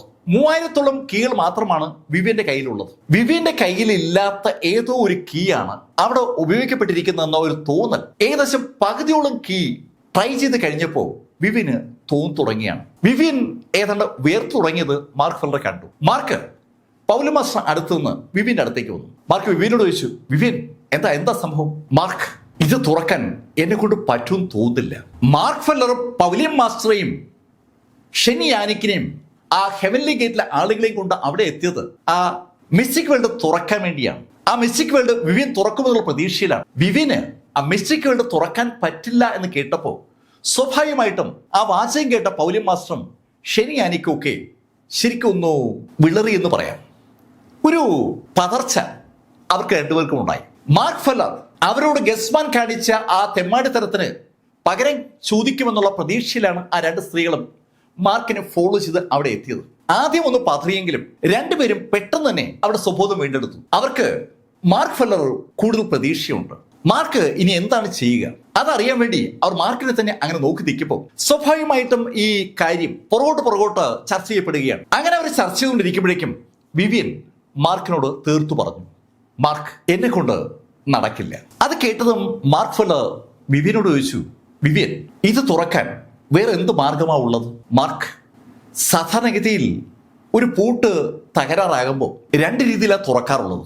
ഒന്ന്, അതിന് യോജിച്ച കീ കണ്ടെത്തി ഒന്ന് തുറക്കും, അല്ലെ പിന്നെ പൊളിക്കും. പൊളിക്കാൻ 2 രീതിയാണ് ഉള്ളത്. ഒന്ന് പൂട്ട് പൊളിക്കുക, മറ്റൊന്ന് പവർ ഉപയോഗിച്ച് ആ പൂട്ടിരിക്കുന്ന സ്ഥലം പൊളിക്കുക. ഇതിപ്പോ മിസ്റ്റിക് വേൾഡാണ്. ഇവിടെയുള്ള ഈ രഹസ്യ പൂട്ട് തുറക്കാൻ കീ അല്ലാതെ വേറെ ഒന്നും നമുക്ക് ഉപയോഗിക്കാൻ പറ്റില്ല. വിവിയൻ അവന്റെ അറിവാണ് മാർക്ക് ഫെല്ലറോട് പങ്കുവെച്ചത്. അത് കേട്ടുകൊണ്ട് നിൽക്കായിരുന്ന മാർക്ക് ഫെല്ലർ വിവിയനോട് വീണ്ടും എടുത്തു ചോദിച്ചു, വിവിയൻ, അപ്പോ പവർ ഉപയോഗിച്ചാൽ ഈ വാതിൽ തുറക്കാൻ പറ്റുമല്ലേ? മാർക്ക്, മിസ്റ്റിക് വേൾഡിന്റെ വാതിലൊക്കെ തുറക്കാൻ ചെറിയ പവറൊന്നും പോരാ. വിവിയൻ, എന്തായാലും ഞാനൊന്ന് നോക്കാം. മാർക്ക് ഫെല്ലർ പറഞ്ഞ വാചകത്തിന്റെ അർത്ഥം ശരിക്കും വിവിയൻ അങ്ങോട്ട് മനസ്സിലായില്ല. വിവിയൻ മാർക്ക് എന്താണ് പറഞ്ഞതെന്ന് മനസ്സിലാക്കാതെ മാർക്കിനെ തന്നെ അങ്ങനെ നോക്കി നിൽക്കുമ്പോൾ മാർക്ക് ഫെല്ലർ മാർക്കിന്റെ വലത് കൈയിലേക്ക് മാർക്കിന്റെ ആ ഇന്റർണൽ എനർജി കേന്ദ്രീകരിച്ചു. മാർക്കിന്റെ പുറത്ത് ഒരു ഗോൾഡൻ പ്രകാശം ഉണ്ടാകുന്നത് ഈ സമയത്ത് ആ ഹെവൻലി ഗേറ്റിലെ ആളുകളൊക്കെ കണ്ടു. മാർക്ക് ഫെല്ലർ അവർക്കൊപ്പം ആ ഷെൻ കിങ്ഡത്തിൽ അനവധി ഏറ്റുമുട്ടലുകൾ നടത്തിയപ്പോഴും അവർ പലരും ആ ഗോൾഡൻ കളർ കണ്ടിട്ടുണ്ടായിരുന്നില്ല. അനാവശ്യം മാർക്കിന് വന്നില്ല എന്നാണ് സത്യം. ഇപ്പൊ ഇതാ മാർക്കിന്റെ ബോഡിക്ക് ചുറ്റും ഒരു സുവർണ പ്രകാശം ഉണ്ടാകുന്നു. ആ സുവർണ പ്രകാശം മാർക്കിന്റെ വലത് കൈയിലേക്ക് കേന്ദ്രീകരിക്കുകയാണ്. ആ കൈയിലേക്ക് പവർ കേന്ദ്രീകരിച്ച Mark absolute beginning sacred fist activate ചെയ്തുകൊണ്ട് ഒരൊറ്റ ഇടി മാർക്ക് ആ വാചകം അങ്ങനെ പറയുകയും ചെയ്തു. അതിശക്തമായി ശൂന്യതയിലേക്കാണ് മാർക്ക് ആഞ്ഞിടിച്ചത്. നേരത്തെ വിവിയൻ ആ കീ ഉപയോഗിച്ച് തുറക്കാൻ ശ്രമിച്ച ആ പ്ലേസിലേക്കാണ് മാർക്ക് ഫെല്ലർ ആഞ്ഞിടിക്കുന്നത്. ശരിക്കും 1 ഫോഴ്സിലാണ് മാർക്ക് ഫെല്ലർ ഇടിച്ചത്. ആ ഇടിക്ക് വേണ്ടി മാർക്ക് കൈയൊന്ന് അനക്കുമ്പോൾ അതിശക്തമായ ഒരു കാറ്റും ഒരു ഫോഴ്സും അവിടെ ജനറേറ്റ് ചെയ്യപ്പെട്ടിരുന്നു. സ്വാഭാവികമായിട്ടും അതിന്റെ ശബ്ദം പുറകോട്ട് നിൽക്കുന്ന അണികളൊക്കെ കേട്ടു. മിസ്റ്റിക് വേൾഡുകളെ റെപ്രസെന്റ് ചെയ്യുന്ന ഒത്തിരിയേറെ ആളുകൾ പുറകെ നിൽപ്പുണ്ട്. അവരൊക്കെ ആ കാഴ്ച കണ്ടു. അവർ പലരും പെട്ടെന്ന് അറിയാതെ പറഞ്ഞു പോവുകയാണ്, ഈ മാർക്കിന് വട്ടായെന്നാ തോന്നുന്നത്. ബലമായി മിസ്റ്റിക് വേൾഡ് തുറക്കാൻ ഈ ഭൂമിയിൽ ആർക്കും പറ്റില്ല. അവൻ എന്ത് മണ്ടത്തരമാണ് കാണിക്കുന്നത്. മാർക്ക് ഫെല്ലർ വാൻ ഗസ്മാന്റെ ആ മിസ്റ്റിക് വേൾഡിലേക്ക് കടക്കാനായി കീ മാസ്റ്റർ ഉപയോഗിക്കുന്നത് അവർക്ക് മനസ്സിലാവും. പക്ഷെ ബലം പ്രയോഗിച്ച് കടക്കാൻ ശ്രമിക്കുന്നത് അവർക്ക് മനസ്സിലാവാത്ത കാര്യമാണ്. മാർക്കിന്റെ ഇടി അവിടെ പതിച്ചതും ശരിക്കും ഒരു മുഴക്കമുണ്ടായി. പക്ഷെ ആ സമയത്ത് വാ പൊളിച്ചു പോയത് സാക്ഷാൽ വിവിയനാണ്. അവൻ മാർക്കിൽ നിന്ന് അത്ര ദൂരത്തല്ല നിൽക്കുന്നത്. അതുകൊണ്ട് തന്നെ അവന് വ്യക്തമായി ആ കാഴ്ച കാണാൻ പറ്റും. അവൻ കീ ഉപയോഗിച്ച് തുറക്കാൻ ശ്രമിച്ച ആ പോയിന്റിലേക്കാണ് മാർക്ക് ഫെല്ലർ ഇടിച്ചത്. തൽഫലമായി ആ അദൃശ്യവാതിൽ ഒന്ന് ചലിച്ചു എന്നൊരു സംശയം വിവിയനുണ്ട്. ഈ സംഭവം അവിടെ അങ്ങനെ നടക്കുമ്പോൾ അകത്ത് സാക്ഷാൽ വാൻ ഗസ്മാൻ ഒരു ബെഡ്റൂമിൽ അങ്ങനെ കിടക്കുകയാണ്. വിശാലമായ ഒരു ബെഡ്റൂമാണ് വാൻ ഗസ്മാന്റേത്. അവന്റെ ബെഡിൽ അവന്റെ അപ്പുറവും ഇപ്പുറവുമായി രണ്ട് സുന്ദരികളായ യുവതികളുണ്ട്. ആ രണ്ട് യുവതികളെയും കൈകളിൽ ചേർത്ത് പിടിച്ചിരിക്കുന്ന വാൻ ഗസ്മാൻ അയാളുടെ മുന്നിൽ നിൽക്കുന്ന ഒരാളോട് സംസാരിക്കുകയാണ്. ഛേ, ഞാൻ എന്തൊരു മണ്ടനാണ്. ഈ സുഖങ്ങളൊക്കെ കളഞ്ഞിട്ട് ഞാൻ വെറുതെ ആ മാർക്കിന്റെ പിന്നെയും ആ പൗലി മാസ്റ്റർ പിന്നേക്ക് ഇറങ്ങി തിരിച്ചത് ഒരു അബദ്ധം തന്നെ. ഈ സുന്ദരികളല്ലേ എന്റെ ജീവിതം. അയാൾ അങ്ങനെ പറയുമ്പോ വാൻ ഗസ്മാന്റെ മുന്നിൽ ആ കട്ടിലിന്റെ അടുത്തിരിക്കുന്ന ആള് വാൻ ഗസ്മാനോട് പറഞ്ഞു, മാസ്റ്റർ, അത് പിന്നെ പ്രത്യേകിച്ച് പറയണോ? ഇവിടെ കിട്ടാത്ത എന്ത് സുഖമാണ് പുറത്ത് കിട്ടുക? മിസ്റ്റിക് വേൾഡുകളിൽ ഇല്ലാത്തതൊന്നുമില്ലല്ലോ. മിസ്റ്റിക് വേൾഡുകളിൽ എല്ലാം ഉണ്ട്. സുന്ദരികളും എല്ലാ തരത്തിലുള്ള എന്റർടൈൻമെന്റുകളും വാൻ ഗസ്മാന് അവിടെ നിന്ന് കിട്ടും. അതൊക്കെ വേണ്ട എന്ന് വെച്ചിട്ട് അക്കരെ പച്ച തേടിയാണ് വാൻ ഗസ്മാൻ ഇതുവരെ അലഞ്ഞുകൊണ്ടിരുന്നത്. അവരങ്ങനെ സംസാരിക്കുമ്പോൾ പെട്ടെന്നാണ് ഒരു മുഴക്കം അവിടെ കേട്ടത്. ശരിക്കും അവരെല്ലാവരും ആ മുഴക്കം കേട്ടു. വാൻ ഗസ്മാൻ രണ്ട് കൈ കൊണ്ട് ചേർത്ത് പിടിച്ചിരിക്കുന്ന ആ യുവതികളും ആ മുഴക്കം കേട്ടു. അവരൊക്കെ തിരിഞ്ഞും ചുറ്റുമൊക്കെ നോക്കിയാണ്. ഘുന്നൊരു ശബ്ദമാണ് കേൾക്കുന്നത്. വാൻ ഗസ്മാൻ അയാളുടെ മുന്നിൽ നിൽക്കുന്ന ചെറുപ്പക്കാരോട് ചോദിച്ചു, എന്താ ശബ്ദം കേട്ടത്? മാസ്റ്റർ, എന്താണ് സംഭവം എനിക്കും അറിയില്ല. ഓക്കെ, നീ പോയി ഒന്ന് നോക്ക്. അങ്ങനെ ഗസ്മാൻ ആ ചെറുപ്പക്കാരോട് പറഞ്ഞതും ആ ചെറുപ്പക്കാരൻ ഗസ്മാന്റെ ആ മുറിയിൽ നിന്ന് പുറത്തിറങ്ങി ശബ്ദം കേട്ട ദിക്ക് ലക്ഷ്യമാക്കി നടന്നു തുടങ്ങി. ശബ്ദം അവരുടെ ആ മിസ്റ്റിക് വേൾഡിന്റെ ഗേറ്റിന്റെ ഭാഗത്തു നിന്നാണ് കേട്ടെന്നൊരു തോന്നൽ ആ ചെറുപ്പക്കാരൻ ഇപ്പോൾ ഉണ്ട്. അതുകൊണ്ട് അവൻ ആ ഗേറ്റ് ലക്ഷ്യമാക്കിയാണ് നടക്കുന്നത്. ഈ സമയത്ത് ഗേറ്റിന് പുറത്ത് മാർക്ക് ഫെല്ലർ രണ്ടാമതും ആ മിസ്റ്റിക് വേൾഡിനെ ആ പൂട്ട് ലക്ഷ്യമാക്കി ആഞ്ഞിടിച്ചു. മാർക്ക് ഫെല്ലറുടെ രണ്ടാമത്തെ ഇടി അതിശക്തമായി അവിടെ പതിച്ചതും ശരിക്കും അവിടെ ഒരു വിള്ളലുകൾ വീണതുപോലെ വിവിന് കാണാൻ പറ്റുന്നുണ്ട്. അദൃശ്യമായിരുന്ന ആ സ്ഥലം ഇപ്പോ പതുക്കെ ദൃശ്യമായി തുടങ്ങിയാണ്. ഈ കാഴ്ച മിസ്റ്റിക് വേൾഡുകളെ റെപ്രസെന്റ് ചെയ്തുകൊണ്ട് മാർക്ക് ഫെല്ലർക്കും ആ ഹെവൻലി ഗേറ്റിലെ ആളുകൾക്ക് പുറകിൽ നിൽക്കുന്ന ആ ചെറുപ്പക്കാരും കണ്ടു. അവര് ഏതാണ്ട് വാ പൊളിച്ച് നിൽക്കുകയാണ്. അവരുടെയൊക്കെ മിസ്റ്റിക് വേൾഡുകൾ ആർക്കും തകർക്കാൻ പറ്റില്ല എന്ന് അവരൊക്കെ വിശ്വസിക്കുന്ന ആളുകളുമാണ്. അവരുടെ പോലെ ശക്തമായ മറ്റൊരു മിസ്റ്റിക് വേൾഡാണ് ഈ വാൻ ഗസ്മാന്റേത്. ആ വാൻ ഗസ്മാന്റെ മിസ്റ്റിക് വേൾഡ് ഇതാ ദൃശ്യമാവുകയാണ്. അതും ചിലന്തി വല പോലെ തകർക്കപ്പെട്ട ശൈലിയിൽ. എന്തു പറയണമെന്നറിയാതെ അവർ മുഖത്തോട് നോക്കുമ്പോൾ മാർക്ക് ഫെല്ലർ മൂന്നാമതും ഒറ്റ ഇടി. മാർക്കിന്റെ മൂന്നാമത്തെ ഇടി ഗസ്മാൻ കുടുംബത്തിന്റെ ആ മിസ്റ്റിക് വേൾഡിലെ ആ രഹസ്യ വാതിൽ പതിച്ചതും ശരിക്കും ആ വാതിൽ പതുക്കെ നുറുകി തുടങ്ങി. ഇപ്പോ മുഴുവൻ ആളുകൾക്കും അവിടെ ഒരു വാതിൽ ദൃശ്യമാണ്. ഒരു മലയുടെ ഭാഗമാണ് ഇപ്പൊ അവർ കാണുന്നത്. ആ മലയുടെ ഭാഗമായ സ്ഥലത്ത് ഒരു വാതിൽ ഉണ്ടാക്കപ്പെട്ടിരിക്കുകയാണ്. പക്ഷെ വാതിലിൽ അവിടെ ഇവിടെയൊക്കെ വിള്ളലുകൾ വീണിരിക്കുകയാണ്. ചിലന്തിയുടെ വല പോലെ സെൻട്രൽ പോയിന്റ് നിന്ന് എല്ലാ ഭാഗത്തേക്കും ആ വിള്ളല് വീണിരിക്കുകയാണ്. മാർക്ക് ഫെല്ലറുടെ ആ ഇടി ശരിക്കും ആ വാതിലിനെ തകർക്കാൻ പോവുകയാണെന്ന് ഒരു തോന്നൽ പെട്ടെന്ന് എല്ലാവർക്കും ഉണ്ടായി. ഈ സമയത്ത് അകത്ത് വാൻ ഗസ്മാൻ 2 തവണ കൂടി ശബ്ദം കേട്ടു. അതുകൊണ്ട് തന്നെ അവൻ മുറിയിൽ നിന്ന് ചാടി പുറത്തിറങ്ങി. അവൻ മുറിയിൽ നിന്ന് ചാടി പുറത്തിറങ്ങിയതും അവൻ കാണുന്നത് ആ ഭാഗത്തേക്ക് ഓടി വരുന്ന അവന്റെ പിതാവിനെയാണ്. ഗസ്മാൻ കുടുംബത്തിന്റെ സകല തീരുമാനങ്ങളും എടുക്കുന്നത് വാൻ ഗസ്മാന്റെ പിതാവാണ്. വാൻ ഗസ്മാന്റെ പിതാവ് സാക്ഷാൽ റോജർ ഗസ്മാൻ അവിടേക്ക് ഓടിയെത്തുമ്പോൾ അയാൾക്കൊപ്പം വേറെയും ആളുകളുണ്ട്. അയാൾക്കൊപ്പം എത്തിയിരിക്കുന്നത് 4 മാർഷൽ സെയിന്റുകളാണ്. ഗസ്മാനും ഓടി ആ മുറ്റത്തേക്ക് ഇറങ്ങി. ശരിക്കും ഒരു തുറസായ പ്ലേസിൽ അവർ ഓടിയെത്തുമ്പോഴേക്കും പല ഭാഗത്തുനിന്നായി ആളുകൾ അങ്ങോട്ട് ഓടിയെത്തിയിട്ടുണ്ട്. എല്ലാ ഭാഗത്തും ആ ശബ്ദം കേട്ടിരുന്നു. അതുകൊണ്ട് തന്നെ പല ഭാഗങ്ങളിൽ നിന്നായിട്ട് ആളുകൾ അങ്ങോട്ട് ഓടിയെത്തുകയാണ്. അവിടെ ഓടിയെത്തിയ ആളുകളൊക്കെ കാണുന്നത് സാക്ഷാൽ റോജർ ഗസ്മാൻ അവിടെ നിൽക്കുന്നതാണ്. റോജർ ഗസ്മാൻ മുൻഭാഗത്തുള്ള ആ ഗേറ്റിന്റെ ഭാഗത്തേക്കാണ് നോക്കുന്നത്. റോജർ ഗസ്മാനും ആ ഗേറ്റും തമ്മിൽ ഏകദേശം 500 മീറ്റർ വ്യത്യാസമുണ്ട്. 1/2 കിലോമീറ്റർ അപ്പുറത്തായിട്ടാണ് ആ ഗേറ്റ് ഉള്ളത്. ഈ സമയത്താണ് വാൻ ഗസ്മാൻ ശബ്ദത്തിന്റെ കാരണം അന്വേഷിക്കാനായി പറഞ്ഞുവിട്ട ആ ചെറുപ്പക്കാരൻ ഓടി വരുന്നത്. ഓടിയെത്തിയ ചെറുപ്പക്കാരൻ വാൻ ഗസ്മാനോട് പറഞ്ഞു, മാസ്റ്റർ, അപകടം! എന്തപകടം? മാസ്റ്റർ, ആരോ നമ്മുടെ മിസ്റ്റിക് വേൾഡിന്റെ വാതിൽ തകർക്കാൻ ശ്രമിക്കുകയാണ്. അത് കേട്ടതും ചിരിച്ചു പോയത് റോജർ ഗസ്മാനാണ്. അത് കൊള്ളാമല്ലോ, നമ്മുടെ മിസ്റ്റിക് വേൾഡിന്റെ വാതിൽ തകർക്കാനോ?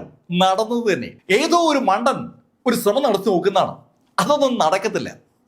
മിസ്റ്റിക് വേൾഡിന്റെ വാതിൽ ആർക്കും ബലമായി തകർക്കാൻ പറ്റില്ല. അങ്ങനെ റോജർ ഗസ്മാൻ പറഞ്ഞു തീരുമ്പോഴേക്കും മറ്റൊരാൾ ഓടി അവിടെ എത്തി. അവനോടൊപ്പം വേറെ ആളുകളുണ്ട്. സെക്ഷൻ മാസ്റ്റർ, സെക്ഷൻ മാസ്റ്റർ അങ്ങനെ വിളിച്ചുകൊണ്ടാണ് അയാൾ ഓടി വരുന്നത്. പുറകിലുള്ള ആളുകളും അങ്ങനെ തന്നെയാണ് വിളിക്കുന്നത്. സെക്ഷൻ മാസ്റ്റർ, നമ്മുടെ മിസ്റ്റിക് വേൾഡിന്റെ വാതിൽ തകർന്നു.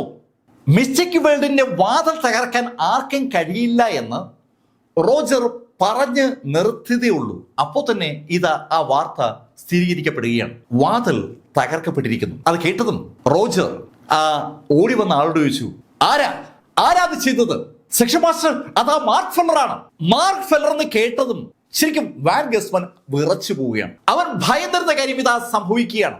മാർക്ക് ഫെല്ലർ മാർഷൽ സെയിന്റായി മാറിയാൽ അന്ന് വാൻ ഗസ്മാനെ കൊല്ലുമെന്ന് മാർക്ക് ഫെല്ലർ അതിനു മുമ്പ് പലതവണ വാൻ ഗസ്മാനോട് പറഞ്ഞിട്ടുണ്ട്. അതുകൊണ്ടാണ് അവൻ ഓടി വന്ന് ആ മിസ്റ്റിക് വേൾഡിനകത്ത് അഭയം പ്രാപിച്ചത്. ആ മിസ്റ്റിക് വേൾഡിനകത്തേക്ക് കടക്കാൻ മാർക്ക് ഫെല്ലർക്ക് കഴിയില്ല എന്നൊരു വിശ്വാസം വാൻ ഗസ്മാൻ ഉണ്ടായിരുന്നു. ആ വിശ്വാസമാണ് ഇതാ തകർന്നു വീഴുന്നത്. പെട്ടെന്ന് വാൻ ഗസ്മാൻ അവന്റെ അച്ഛനോട് പറഞ്ഞു, അച്ഛാ, ആ മാർക്ക്, ഏയ് വാൻ, നീ ഭയപ്പെടണ്ട, ഒന്നും സംഭവിക്കില്ല.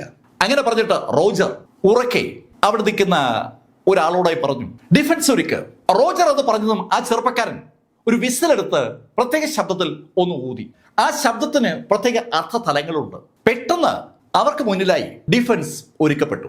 റോജർക്ക് മുന്നിലായി 5 തലത്തിലുള്ള ഡിഫൻസ് ഒരുക്കിയിരിക്കുന്നത്. അതിശക്തരായ മാർഷൽ ആർട്ടിസ്റ്റുകൾ മാത്രമല്ല ആ ഡിഫൻസിലുള്ളത്, അതൊക്കെ ഫോർമേഷനാണ്. വളരെ വളരെ ശക്തമായ ശൈലിയിൽ ആ കോട്ടയെ സംരക്ഷിക്കാനായി ഫോർമേഷൻ നേരത്തെ തന്നെ അവിടെ ഉണ്ടാക്കി വെച്ചിട്ടുണ്ട്. ആ ഫോർമേഷനുകളാണ് ആ വിസിലടിയുടെ ഭാഗമായി ആക്ടിവേറ്റ് ചെയ്യപ്പെട്ടത്. 5 ഫോർമേഷനുകളും ആക്ടിവേറ്റ് ചെയ്യപ്പെട്ടതും അവിടെ ആ സ്ക്വയറിന് സമീപത്ത് ഒരു സ്ക്രീനിൽ 5 ബൾബുകളും തെളിഞ്ഞു. 5 നിറങ്ങളിലായിട്ടുള്ള ആ ബൾബുകൾ തെളിഞ്ഞതും റോജർ ഉറക്കെ അവിടെ കൂടി നിൽക്കുന്നവരോട് പറഞ്ഞു, ഈ ഡിഫൻസുകളിൽ ഒന്നെങ്കിലും തരണം ചെയ്യാൻ മാർക്കിന് കഴിഞ്ഞാൽ അത് ഒരു ലോക അത്ഭുതമായിരിക്കും. അവൻ ഗേറ്റ് തകർത്തെങ്കിലെന്ത്, ഒന്നാമത്തെ ഡിഫൻസിൽ അവൻ വീഴും. ഒന്നാമത്തെ ഡിഫൻസിലുള്ളത് ചുവപ്പ് നിറത്തിലുള്ള ഒരു ബൾബാണ്. ആ ഒന്നാമത്തെ ഡിഫൻസ് തകർന്നാൽ ഓട്ടോമാറ്റിക് ആയിട്ട് ആ ചുവപ്പ് നിറപ്പുള്ള ബൾബ് അണയും. ആ ബൾബ് കത്തി നിൽക്കുന്നു എന്ന് പറഞ്ഞാൽ അതിന്റെ അർത്ഥം ഫസ്റ്റ് ഡിഫൻസ് സജീവമാണെന്നാണ്. സ്ക്വയറിൽ റോജർ ഗസ്മാനും ആ മാർഷൽ സെയിന്റുകളും അതിന് നിരന്ന് നിൽക്കുമ്പോൾ വാൻ ഗസ്മാനും ഒരു ധൈര്യം വന്നു തുടങ്ങി. മാർക്ക് ഫെല്ലർ എത്ര ശക്തനാണെങ്കിലും ആ ഫോർമേഷനുകൾ മറികടക്കാൻ മാർക്ക് ഫെല്ലർക്ക് കഴിയില്ല എന്നുള്ള സത്യം വാൻ ഗസ്മാൻ അറിയാം. അതുകൊണ്ട് തന്നെ അങ്ങ് ദൂരെ ഏകദേശം 500 മീറ്റർ അപ്പുറത്തായി പൊടിപടലങ്ങൾ ഉയരുന്നത് കൗതുകത്തോടെയാണ് വാൻ ഗസ്മാൻ നോക്കിക്കാണുന്നത്. ഗേറ്റ് പൊളിഞ്ഞു വീണപ്പോ അവിടെ പൊടിപടലങ്ങൾ ഉയർന്നിരിക്കുന്നതാണ്. മാർക്ക് ഫെല്ലർ ഇപ്പോ ആ ഫസ്റ്റ് ഡിഫൻസിലേക്ക് എത്തുകയും അവിടെ അവസാനിക്കുകയും ചെയ്യും. അക്കാര്യം വാൻ ഗസ്മാന് 100% ഉറപ്പാണ്. പക്ഷേ ആ ഉറപ്പോടുകൂടി ആ ലൈറ്റുകൾ തെളിയുന്ന സ്ക്രീനിലേക്ക് നോക്കിയ വാൻ ഗസ്മാൻ പെട്ടെന്നൊന്നും ഞെട്ടി. അവന്റെ മുന്നിലുള്ള സ്ക്രീനിലെ ചുവപ്പ് നിറമുള്ള ബൾബ് പെട്ടെന്ന് അണഞ്ഞു. അടുത്ത നിമിഷത്തിൽ തൊട്ടു മുന്നിലുള്ള ഓറഞ്ചും അണഞ്ഞു. അത് കഴിഞ്ഞതും ആ മഞ്ഞ നിറത്തുള്ള ഡിഫൻസും അണഞ്ഞു. ശരിക്കും ശക്തരായ വ്യക്തികളാൽ ഉണ്ടാക്കപ്പെട്ട ഫോർമേഷനുകളാണ് ഇത് തകർന്നു വീണിരിക്കുന്നത്. 100 മീറ്റർ ഇടപെട്ടാണ് ഓരോ ഫോർമേഷനും ഉള്ളത്. ഇപ്പോ മാർക്ക് ഫെല്ലറെയും കൂടെയുള്ള ആളുകളെയും റോജർക്കും കൂട്ടർക്ക് കാണാം. ഒരു പട അകത്തേക്ക് കയറി വരികയാണ്. കറുത്ത വസ്ത്രധാരികളായ ഒരു കൂട്ടം ആളുകൾ മലവെള്ളം ഇരച്ചു വരും പോലെ ആ മിസ്റ്റിക് വേൾഡിനകത്തേക്ക് ഇരച്ചു വരുന്ന കാഴ്ച അമ്പരപ്പിക്കുന്ന ഒന്ന് തന്നെയാണ്. റോജർക്ക് വിശ്വസിക്കാൻ പറ്റാത്ത ഒരു കാഴ്ചയാണ് റോജർ കാണുന്നത്. ഇങ്ങനൊരു സംഭവം ഉണ്ടാകുമെന്ന് അയാൾ ഒരിക്കൽ പോലും ചിന്തിച്ചിട്ടുണ്ടായിരുന്നില്ല. മിസ്റ്റിക് വേൾഡ് ശരിക്കും സുരക്ഷിതമായ ഒരു പ്ലേസ് ആണെന്നുള്ള ഒരു ധാരണയിലാണ് അവരെല്ലാവരും ജീവിച്ചിരുന്നത്. ആ ധാരണ തെറ്റാണെന്ന് തെളിയിച്ചുകൊണ്ട് ഇതാ ഒരു സൈന്യത്തിന് ഇരച്ചു കയറി വരികയാണ്. റോജറും കൂട്ടരും അങ്ങനെ നോക്കി നിൽക്കുമ്പോഴേക്കും അടുത്ത ലൈറ്റും അണഞ്ഞു. പച്ച നിറത്തിലുള്ള ആ ലൈറ്റ് അണയുമ്പോൾ ആ ഫോർമേഷൻ തകർക്കപ്പെടുന്ന കാഴ്ച ഏതാണ്ട് ലൈവായിട്ട് തന്നെ ആ സ്ക്വയറിൽ നിൽക്കുന്ന ആളുകൾ കാണുന്നുണ്ട്. അവർക്കാർക്കും വിശ്വസിക്കാൻ പറ്റുന്നില്ല. മാർക്ക് ഫെല്ലർ മുന്നോട്ട് നടക്കുമ്പോൾ ആ ഫോർമേഷനുകൾ ചിതറിത്തെറിക്കുകയാണ്. ആ ഫോർമേഷനുകളിൽ മാർക്ക് ഫെല്ലറുടെ വലങ്കയും ഇടങ്കയും ഒരുമിച്ച് പ്രഹരിക്കുന്നത് അവർ കണ്ടായിരുന്നു. എന്താണ് അതിന്റെ റിസൾട്ട് എന്ന് അവർക്ക് മനസ്സിലാകും മുമ്പ് ആ ഫോർമേഷൻ കടന്ന് മാർക്ക് തൊട്ടു മുന്നിൽ എത്തിക്കഴിഞ്ഞു. ഇനി മാർക്കിന് മുന്നിൽ ഒരൊറ്റ ഫോർമേഷനേ ഉള്ളൂ. ആ ഫോർമേഷനെ ചൂണ്ടിക്കാണിക്കുന്നത് ബ്ലൂ നിറത്തിലുള്ള ഒരു ലൈറ്റാണ്. റോജറും കൂട്ടറും നിൽക്കുന്നതിൽ നിന്ന് ഏകദേശം 100 മീറ്റർ മുന്നിലാണ് ആ ഫോർമേഷൻ. ശക്തമായ മാർഷൽ ആർട്ടിഫാക്റ്റുകൾ ഉപയോഗിച്ച് ആ മിസ്റ്റിക് വേൾഡുകാർ ഒരുക്കിയിരിക്കുന്ന ആ ഫോർമേഷൻ അടുത്തേക്ക് മാർക്ക് ഫെല്ലർ പാഞ്ഞു വരുന്നത് റോജർക്കും കൂട്ടർക്കും കാണാം. റോജർ വല്ലാത്ത കൗതുകത്തോടെ മാർക്ക് ഫെല്ലർ തന്നെ അതിനെ സൂക്ഷിച്ചു നോക്കുകയാണ്. ഇത്തരം ഒരു സാഹചര്യം അയാൾ ഒരിക്കലും വിഭാവനം ചെയ്തിട്ടുണ്ടായിരുന്നില്ല. അതുകൊണ്ട് തന്നെ ഈ സാഹചര്യം സൃഷ്ടിച്ച ചെറുപ്പക്കാരനെ വല്ലാത്തൊരു കൗതുകത്തോട് തന്നെയാണ് റോജർ കാണുന്നത്. റോജർ അങ്ങനെ നോക്കി നിൽക്കുമ്പോൾ വാൻ ഗസ്മാൻ വിറച്ചുകൊണ്ട് അവന്റെ അച്ഛനോട് പറഞ്ഞു, അച്ഛാ, മാർക്ക്, ഏയ് വാൻ, നീ മിണ്ടാതിരിക്കുക, ഒന്നും സംഭവിക്കില്ല. അവൻ ആ ഡിഫൻസ് തകർക്കും, അതവൻ തകർക്കും, അതെനിക്കും അറിയാം. മുന്നിലുള്ള 4 ഡിഫൻസും തകർത്ത മാർക്കിന് ആ ഡിഫൻസ് തകർക്കാൻ കഴിയുമെന്ന് റോജർക്കും അറിയാം. റോജറുടെ ആ പ്രവചനം തെറ്റിയില്ല. മാർക്കിന് ആ ഡിഫൻസ് തകർക്കാൻ അധികം ബുദ്ധിമുട്ടൊന്നും ഉണ്ടായില്ല. റോജർക്ക് അത് ഒരു വലിയ അതിശയമായി തോന്നിയില്ലെങ്കിലും ആ മിസ്റ്റിക് വേർഡിനകത്തുള്ള മറ്റാളുകൾക്ക് ശരിക്കും അതൊരു അതിശയം പോലെ തോന്നി. അതിശക്തമായൊരു ഫോർമേഷനാണ് ഈ ബ്ലൂ ഫോർമേഷൻ എന്ന് പറയുന്നത്. ആ ബ്ലൂ ഫോർമേഷൻ ഒരു മാർഷൽ സെയിന്റിന് പോലും തകർക്കാൻ പറ്റില്ല. അതാണ് ഇവിടെ നിഷ്പ്രയാസം മാർക്ക് ഫെല്ലർ തകർത്തിരിക്കുന്നത്. അതിന്റെ അർത്ഥം വളരെ വളരെ വലുതാണ്. മാർക്ക് ഫെല്ലർ സാധാരണഗതിയിലുള്ള ഒരു മാർഷൽ സെയിന്റ് അല്ല എന്ന് അർത്ഥശങ്കയ്ക്കിടയില്ലാത്ത വിധം ഇത് അവർക്ക് വ്യക്തമാവുകയാണ്. അതുകൊണ്ട് തന്നെ ഒരു ഭയം ആ മിസ്റ്റിക് വേർഡിനകത്തുള്ള ആയിരക്കണക്കിന് ആളുകൾക്ക് ഒരുപോലെ അനുഭവപ്പെട്ടു തുടങ്ങി. ആ എൻറ്റയർ മിസ്റ്റിക് വേൾഡിലെ ആളുകളും പക്ഷെ പെട്ടെന്ന് തന്നെ അവരുടെ പതർച്ച ഒഴിവാക്കിക്കൊണ്ട് ശരിക്കും ധൈര്യം വീണ്ടെടുത്ത് മാർക്കിനെ എതിരിടാനുള്ള ശ്രമത്തിലേക്ക് കടന്നു. ആ സമയത്ത് റോജർ അവരെ നോക്കി കൈയൊന്ന് കാണിച്ചു. റോജർ എല്ലാവരോടായി പറഞ്ഞു, വേണ്ട, നിങ്ങൾ ഇറങ്ങണ്ട, ഇവനെ നേരിടാൻ ദാ ഇവർ മതി. റോജറുടെ ഇടതും വലതുമായി 4 പേർ ഈ കാഴ്ചകളൊക്കെ കണ്ടുകൊണ്ട് കൗതുകത്തോടെ മാർക്കിനെ തന്നെ നോക്കി നിൽക്കുകയാണ്. ആ 4 പേരും മാർഷൽ സെയിന്റുകളാണ്. അതിശക്തരായ ആ 4 മാർഷൽ സെയിന്റുകൾ അവിടെ ഉള്ളപ്പോൾ മാർക്ക് ഫെല്ലർ എന്തിനാ ഭയപ്പെടുന്നത്? മാർക്കും ഒരു മാർഷൽ സെയിന്റാണ്. ഒന്നിനെതിരെ 4 സ്വാഭാവികമായും വിജയിക്കും. ആ യാഥാർത്ഥ്യം പെട്ടെന്ന് തന്നെ ആളുകൾക്ക് മനസ്സിലായി. അതുകൊണ്ട് തന്നെ ഒരു ആശ്വാസം എല്ലാവരിലും ഉണ്ടായി. ആ ആശ്വാസം വാന്റെ മുഖത്തും കാണാം. വാൻ ഉറക്കെ മാർക്കിനോട് പറഞ്ഞു, ഏയ് മാർക്ക് ഫെല്ലർ, നിന്റെ ഈ ധൈര്യം ശരിക്കും ഞങ്ങളെ അതിശയപ്പെടുത്തുകയാണ്. ആദ്യമായിട്ടാണ് ഒരാൾ ഈ ഗസ്മാൻ കുടുംബത്തിലേക്ക് ഇരച്ചു കയറുന്നത്. നീയും നിന്റെ ആളുകളും ചെയ്യാൻ പാടില്ലാത്ത കാര്യമാണ് ചെയ്തത്. അതുകൊണ്ട് തന്നെ നിങ്ങൾ ഇനി ഇവിടെ വിട്ട് പോകണ്ട. വാൻ ഗസ്മാൻ അങ്ങനെ പറഞ്ഞതും മാർക്ക് ഫെല്ലർ ആ ടീമിന് ഏകദേശം 50 അടി അടുത്തെത്തി കഴിഞ്ഞു. ആ സമയത്ത് റോജറുടെ മുന്നിലേക്ക് ആ 4 മാർഷൽ സെയിന്റുകളും കയറുന്നു. തന്റെ മുന്നിലേക്ക് കയറി നിൽക്കുന്ന ആ 4 മാർഷൽ സെയിന്റുകളുടെയും ഇടയിലൂടെ റോജർ നടന്ന് മുന്നോട്ട് വന്നിട്ട് മാർക്ക് ഫെല്ലറോട് പറഞ്ഞു, ഏയ് മാർക്ക് ഫെല്ലർ, നിന്റെ ഈ ധൈര്യം വാൻ പറഞ്ഞതുപോലെ ഇനിയും അതിശയപ്പെടുത്തുകയാണ്. എന്തായാലും നിന്റെ ഈ ചെയ്തിക്ക് ഒരു കാരണമുണ്ടാകുമെന്ന് എനിക്കറിയാം. നമുക്ക് സന്ധ്യസംഭാഷണത്തിന് സാധ്യതയുണ്ടെങ്കിൽ അത് ഉപയോഗിക്കേണ്ട സമയമാണ്. മാർക്ക്, നിന്നോടോ നീയുമായി ബന്ധപ്പെട്ട ആളുകളോടോ എന്തെങ്കിലും തെറ്റുകൾ എന്റെ മകൻ ചെയ്തിട്ടുണ്ടെങ്കിൽ അതിനെക്കുറിച്ച് ചർച്ച ചെയ്യാൻ ഞാൻ ഒരുക്കമാണ്. അത് കേട്ടതും മാർക്ക് ഫെല്ലർ റോജർ ഗസ്മാനോട് ചോദിച്ചു, ഏയ് മിസ്റ്റർ ഗസ്മാൻ, നിങ്ങളുടെ മകൻ വാൻ കൊന്നൊടുക്കിയ ആളുകളുടെ ജീവൻ തിരിച്ചു കൊടുക്കാൻ നിങ്ങൾക്ക് പറ്റുമോ? ഏയ് ഗസ്മാൻ, നിങ്ങളുടെ ഈ മകനുണ്ടല്ലോ വാൻ, അവനൊരു പേപ്പട്ടിയാണ്. ഇവനെ പോലെ ഒരു വൃത്തികെട്ടവനെ നിയന്ത്രിക്കാൻ നിങ്ങൾക്ക് കഴിഞ്ഞില്ല എന്നതാണ് നിങ്ങളുടെ പരാജയം. അതിന്റെ ശിക്ഷ അച്ഛനെന്ന നിലയിൽ നിങ്ങളും അനുഭവിച്ചേ തീരൂ. ആ ശിക്ഷ നൽകാനാണ് ഞാൻ ഇന്നിവിടെ എത്തിയിരിക്കുന്നത്. അത് കേട്ടതും റോജർ ഉറക്കെ ചിരിച്ചു. ശരിക്കും അയാൾ പൊട്ടിച്ചിരിച്ചു പോവുകയാണ്. മാർക്ക്, കൊള്ളാം കൊള്ളാം, എനിക്ക് ഇഷ്ടപ്പെട്ടു. നീ അപ്പൊ എന്നെ ശിക്ഷിക്കാൻ കൂടിയാണ് ഇവിടേക്ക് വന്നതല്ലേ? ഓക്കെ, നിന്റെ ധൈര്യത്തെ ഞാനും പ്രശംസിക്കുകയാണ്. അപ്പൊ പിന്നെ കാര്യങ്ങൾ അതിൻ്റെതായ രീതിയിൽ നടക്കട്ടെ. അങ്ങനെ റോജർ പറഞ്ഞതും റോജറുടെ ഇടതും വലതുമുള്ള ആ മാർഷൽ സെയിന്റുകൾ മുന്നോട്ടേക്ക് നടന്നു തുടങ്ങി. അവർ ഓടുന്നൊന്നുമില്ല, അവര് വളരെ കാഷ്വലായി നടന്നു വരികയാണ്. എന്നാൽ മാർക്ക് ഫെല്ലർക്ക് അവരുടെ ആ കാഷ്വൽ നടത്തം അവിടെ ഇഷ്ടപ്പെട്ടില്ല. മാർക്ക് പെട്ടെന്ന് മുന്നോട്ട് കുതിച്ചു. മാർക്ക് മുന്നോട്ട് ഓടി വരുന്നത് കണ്ട ആ 4 പേരിൽ ഒരാൾ, അയാളും മുന്നോട്ട് കുതിച്ചു. 2 മാർഷൽ സൈനികൾ തമ്മിൽ ഏറ്റുമുട്ടാൻ പോവുകയാണെന്നുള്ള യാഥാർത്ഥ്യം മനസ്സിലായതും ബാക്കിയുള്ള ആളുകൾ ശരിക്കും പുറകിലോട്ട് മാറി. മാർക്കിനൊപ്പം വന്ന ഹെവൻലി ഗേറ്റുകാരും അതുപോലെ തന്നെ ആ മിസ്റ്റിക് വേർഡിനകത്തുള്ള ആളുകളും ആ മാർഷൽ സൈനികൾക്ക് ഫൈറ്റ് ചെയ്യാനുള്ള സ്പേസ് കിട്ടാൻ വേണ്ടി പുറകോട്ട് മാറുന്ന പോലെ അങ്ങ് മാറുകയാണ്. ശരിക്കും അവർ ഓരോരുത്തരും അവരുടെ തടി രക്ഷപ്പെടുത്തുകയാണെന്ന് പറയാം. മാർക്ക് ഫെല്ലറുടെ അടുത്തേക്ക് ആ മാർഷൽ സൈന്യം പാഞ്ഞു വരുമ്പോൾ അയാളുടെ കയ്യിൽ നീളമുള്ള കുറെ നഖങ്ങൾ കാണാം. ശരിക്കും ആ നഖങ്ങൾ അയാൾ ഓടി വരുന്നിടയിൽ അങ്ങ് നീണ്ടു വന്നതാണ്. മൂർച്ചയുള്ള അമ്പുകൾ പോലെ ഇരു കൈയിലും നഖങ്ങളുമായി അയാൾ മുന്നോട്ട് കുതിച്ചു വരുമ്പോൾ മാർക്ക് ഫെല്ലറും മുന്നോട്ട് കുതിച്ചിരുന്നു. 2 പേരും നല്ല വേഗതയിലാണ് ഓടുന്നത്. അവരുടെ ആ ഓട്ടത്തിന്റെ ഭാഗമായി അവരെ തറയിൽ കാല് വെക്കുമ്പോൾ അവിടുത്തെ പൊടിപടലങ്ങൾ അങ്ങനെ ഉയരുകയാണ്.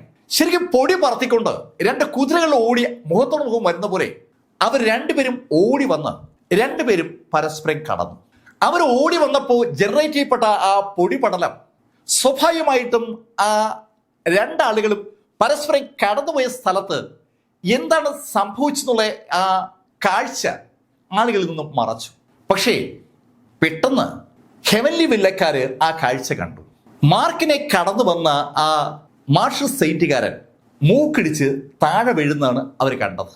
മാർക്ക് ഫെല്ലറും ആ മാർഷൽ സെയിന്റും പരസ്പരം കടന്നു പോകുമ്പോൾ മാർക്കിന്റെ ഇടത് കൈ അതീവ വേഗതയിൽ ആ മാർഷൽ സെയിന്റെ കഴുത്ത് വഴി ഒന്ന് കടന്നുപോയതാണ്. അതിശക്തമായി ആ കഴുത്ത് വഴി ആ കൈയും കടന്നുപോയപ്പോൾ മാർക്കിന്റെ കയ്യിലുണ്ടായിരുന്ന ആ ചെറിയ കത്തി അയാളുടെ ആ കഴുത്ത് മുറിച്ചുകൊണ്ടാണ് കടന്നുപോയത്. താഴെ വീണ ആ മാർഷൽ സെയിന്റ് ഇപ്പോ കഴുത്ത് അറ്റുകിടക്കുകയാണ്. ഇടത് കൈയിൽ ഒരു ചെറിയ കത്തിയുമായി മാർക്ക് ഫെല്ലർ തങ്ങളുടെ തൊട്ടടുത്ത് എത്തിയതാണ് ആ 3 മാർഷൽ സെയിന്റുകളും കണ്ടത്. ശരിക്കും ഒരു പൊടിപടലം മാർക്കിന്റെ പുറകിലുണ്ട്. ആ പൊടിപടലം യഥാർത്ഥത്തിൽ അവരുടെയും കാഴ്ച മറച്ചിരുന്നു. മാർക്കിന്റെ ഇടത് കയ്യിലിരിക്കുന്ന ആ കത്തിയിൽ നിന്ന് ചോര ഇറ്റു വീഴുന്നത് ആ 3 മാർഷൽ സെയിന്റുകളും കണ്ടു. അവർക്കും പുറകിലുള്ള റോജർ വലത് അമ്പരപ്പെടുകയാണ് ആ 3 മാർഷൽ സെയിന്റിന്റെ മുന്നിലെത്തി മാർക്കിനെ കാണുന്നത്. ആ കാഴ്ചയിൽ ഒരുപാട് അർത്ഥമുണ്ട്. ആ അർത്ഥത്തെക്കുറിച്ച് റോജർ ആലോചിക്കുമ്പോഴേക്കും മാർക്ക് ഫെല്ലറുടെ ഇടത് കൈ ഇടതുവശത്തുള്ള ആ മാർഷൽ സെയിന്റിന്റെ ബോഡിയിലൂടെ ഒന്ന് വരഞ്ഞ് വലത് കാല് ഒന്ന് പൊങ്ങി നടക്ക് നിൽക്കുന്ന മാർഷൽ സെയിന്റിനെ ചവിട്ടിക്കഴിഞ്ഞു. ഈ സമയത്ത് ശരിക്കും വേഗതയിൽ ഇത് സംഭവിച്ചതുകൊണ്ട് ഏറ്റവും വലതു ഭാഗത്തുള്ള ആ മാർഷൽ സെയിന്റിന് റിയാക്ട് ചെയ്യാനുള്ള സമയം കിട്ടിയില്ല. അയാൾ ശരിക്കും മാർക്കിനെ അറ്റാക്ക് ചെയ്യാനായി അയാളുടെ ഇന്ത്യൻ എനർജി റിലീസ് ചെയ്യാനുള്ള ശ്രമം തുടങ്ങുന്നതേ ഉണ്ടായിരുന്നുള്ളൂ. അതിനിടയിലാണ് അയാളുടെ തൊട്ടടുത്തുണ്ടായിരുന്ന ആള് തെറിച്ചു പോകുന്ന അയാളുടെ കണ്ണിൽപ്പെട്ടത്. അതേസമയത്ത് ഇടതു ഭാഗത്തുണ്ടായിരുന്ന മാർഷൽ സെയിന്റിന്റെ ബോഡി കൂടി രക്തം ഒലിക്കുന്നതും അയാൾ കണ്ടു. അയാളുടെ കണ്ണ് ആ 2 കാഴ്ചയിലും ഒന്ന് തൊടുക്കുമ്പോഴേക്കും മാർക്ക് ഫെല്ലർ ചാടി ഉയർന്ന് ഇടത് കാലുകൊണ്ട് ആ മാർഷൽ സെയിന്റിന്റെ തലയിൽ ചവിട്ടിക്കഴിഞ്ഞു. ആ മാർഷൽ സെയിന്റിന്റെ തലയിൽ ചവിട്ടിയ മാർക്ക് തിരിഞ്ഞ് തറയിൽ കാല് കുത്തിയിട്ട് മുന്നോട്ട് കുതിച്ചത് നേരത്തെ വെട്ടേറ്റ് വീണ കഴുത്തറ്റ് വീണ ആ മാർഷൽ സെയിന്റിന്റെ അടുത്തേക്കാണ്.